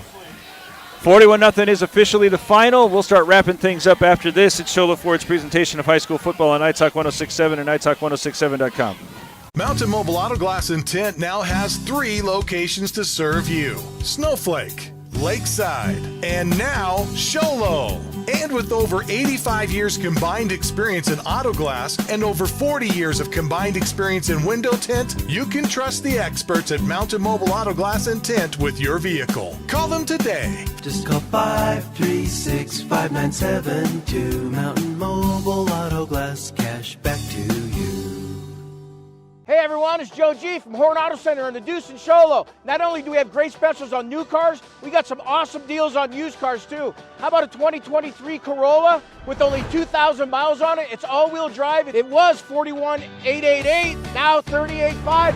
How about a 2020 Cadillac XT6 premium luxury with only 44,000 miles? It was $33,544. Mention this video for $29,495. Check out all of our specials, hornauto.com. Make it a great day. Northland Pioneer College is cheering for you on and off the field. Secure a win by enrolling in college courses at NPC. Earn college credits in high school, learning new skill or trade. Complete classes that will transfer to any Arizona university. NPC has 3 new bachelor's degree programs and over 100 associate degrees, certificates, and areas of study to choose from. The playing field for your future is wide open. Take a shot and score big by enrolling in classes at NPC, Northland Pioneer College. Your journey starts here. At Summit Healthcare, you'll find a level of care you might not expect from a rural hospital. We recently received 5 stars from CMS, a prestigious ranking that less than 5% of facilities in Arizona earned. Our cancer center has proven its level of advanced care with a national accreditation from the Commission on Cancer. And we continue to add more doctors and services so that you don't have to leave the mountain to find the care you need. At Summit Healthcare, we're elevating care here at home. Snowflake wins 41-0 and now awaiting the debut of the 4A power rankings, which, if it looks like Max Preps, it's going to leave the Lobos feeling pretty confident going into the second half of the season. Yeah, it feels like the top 5 ranking is looking like it's kind of inevitable right here. Like you said, ideally, they'd want to get in the top 4 to be able to host, all those early rounds of the state playoffs at home. Perhaps even more importantly, starting this 3-game stretch on the road and to come down and win with relative ease. Seton Catholic did make it interesting in the second half, but the Lobo front and defensive backfield combining on a handful of interceptions that will eventually ice it away, but that they were able to wrestle some momentum away from the Lobos. Do you think that gives Coach Solomon and his staff enough to talk about getting ready for post-impute? Yeah, I think so. They did come out. I don't know if I would say if they looked flat or if Seton Catholic looked a little bit more urgent than they'd played earlier. But it's always good as a coach to have something you can kind of point to. They gave up a couple of those passes early. Looks like they made some really good adjustments because they had the bomb interception to stop the first drive. Then they had the Jones and the Core interception returns for touchdowns. So pass defense really stepped up in the second half after that early. What's the Horn Auto Center drive of the game? Oh, boy. I'm going to go to the first touchdown, which came following a fumble and the defense rising up to get the ball back after just 3 plays, and the Lobos just grinding to get that thing into the end zone with the 2-yard run from that would be Rapin who got the scoring started. Yeah, I think that's a good choice. It's always good when you come in as a favorite to get that first touchdown in. It kind of reinforces the idea that you're the better team, and I think anytime you get that first score, especially after a long, I think it was an 84-yard drive, I think that kind of reinforces that idea. So that the Horn Auto Center drive of the game, the Deemer's glass shattering hit of the game. If you need glass for your home or business, Deemer's Glass in Lakeside is hands down the best place to call when you need quality glass at affordable prices. Deemer's Glass, call 1-888-GLASSMAN. We were torn on this. Yeah, we were torn on this one. There was a couple of good hits, but I think we go to Johnny Jones had that hit early in the game coming up from his safety position. Or trying to remember who he hit, but it was a really good tackle. I think that was the first negative reception there for Aguilar. I believe that's right. Yeah, 5-yard loss on a pass play. So that the Deemer's Glass shattering hit of the game. If you need glass for your home or business, Deemer's Glass in Lakeside is hands down the best place to call if you need quality glass at affordable prices. Deemer's Glass, call 1-888-GLASSMAN. The Mountain Mobile Auto Glass and Tint player of the game. Get your windshield replaced by the experts at Mountain Mobile Auto Glass and Tint. You know, there were a number of people that contributed here, but I really liked what Ezra Baum did, both offensively and defensively. We already spoke of that interception that kind of slowed the momentum on that first drive coming up in the second half. But early, it felt like when we'd kind of stumbled through a couple of drives early, we got those balls out to Baum, and he was able to collect some 15, 20-yard receptions for the offense. I thought that was critical. Which it really settled the offense down. At the time, it looked like Seton was really trying to key and stop the run and able to get that out and use one of the many horses in the stable there for the Lobos to get those going. Also wanted to give a shout-out to Aiden Core on the defensive side, though. Yeah, I thought he was great tonight. When we talk about coming in, and Aguilar is such a big part of their offense, I think he matched and even outplayed Aguilar on that side of the ball tonight. Was able to get his hands on a couple of balls. Finally got himself in the end zone on that last interception, but it felt like he was in the backfield every time we needed to stop. You know, he was the one of the people that was always in there. So that the Mountain Mobile Auto Glass and Tint players of the game get your windshield replaced by the experts. Well, even deep into the second half, we had more than 500 people watching. So thank you so much. We love you for it. And who loves you more than that is all of our sponsors, especially Ace Hardware in Pine Top, Overguard, and Sholo giving us the keys to the game, the Honda Ski and Outdoor Sports Store, who's providing us the halftime show, Northland Pioneer College, shouting out for all of the kickoffs, Horn Auto Center, the drive of the game, Summit Regional Medical Center injury report. There are a couple of big ones. Keeping an eye on Carter Rabin moving forward. Comfort Fit Denture for the touchdowns. Mountain Mobile Auto Glass and Tint for the player of the game. As the final score and last call here at Seton Catholic was 41-0. The Lobos win. Thank you so much for starting your weekend with us. Thanks Robin Wong, Daniel Perkins, and Jeff Lonetree, who've been doing a great job getting these shots for Mel West, Mike Brogan, Mike Caldwell. I'm Derek Palmer, and we'll be back with you next week at Poston Butte as the Lobos continue this run on the road. Until then, be safe. This has been Sholo Ford's presentation of high school football on iTalk 106.7 KNKI Pine Top and iTalk1067.com. Brought to you in part by Northland Pioneer College, Ace Hardware of the White Mountains, Nemers Glass, Mountain Mobile Auto Glass and Tint, Summit Regional Medical Center, Horn Auto Center, Honda Ski and Outdoor Sport, and Comfort Fit Dentures. This broadcast has been a copyrighted production of iTalk 106.7 and Country Mountain Airwaves, a Kopaniki communications station. Any rebroadcast, retransmission, or use of this broadcast without the expressed written consent of iTalk 106.7 or Country Mountain Airwaves is strictly prohibited. For more information on this game and other games around the region, go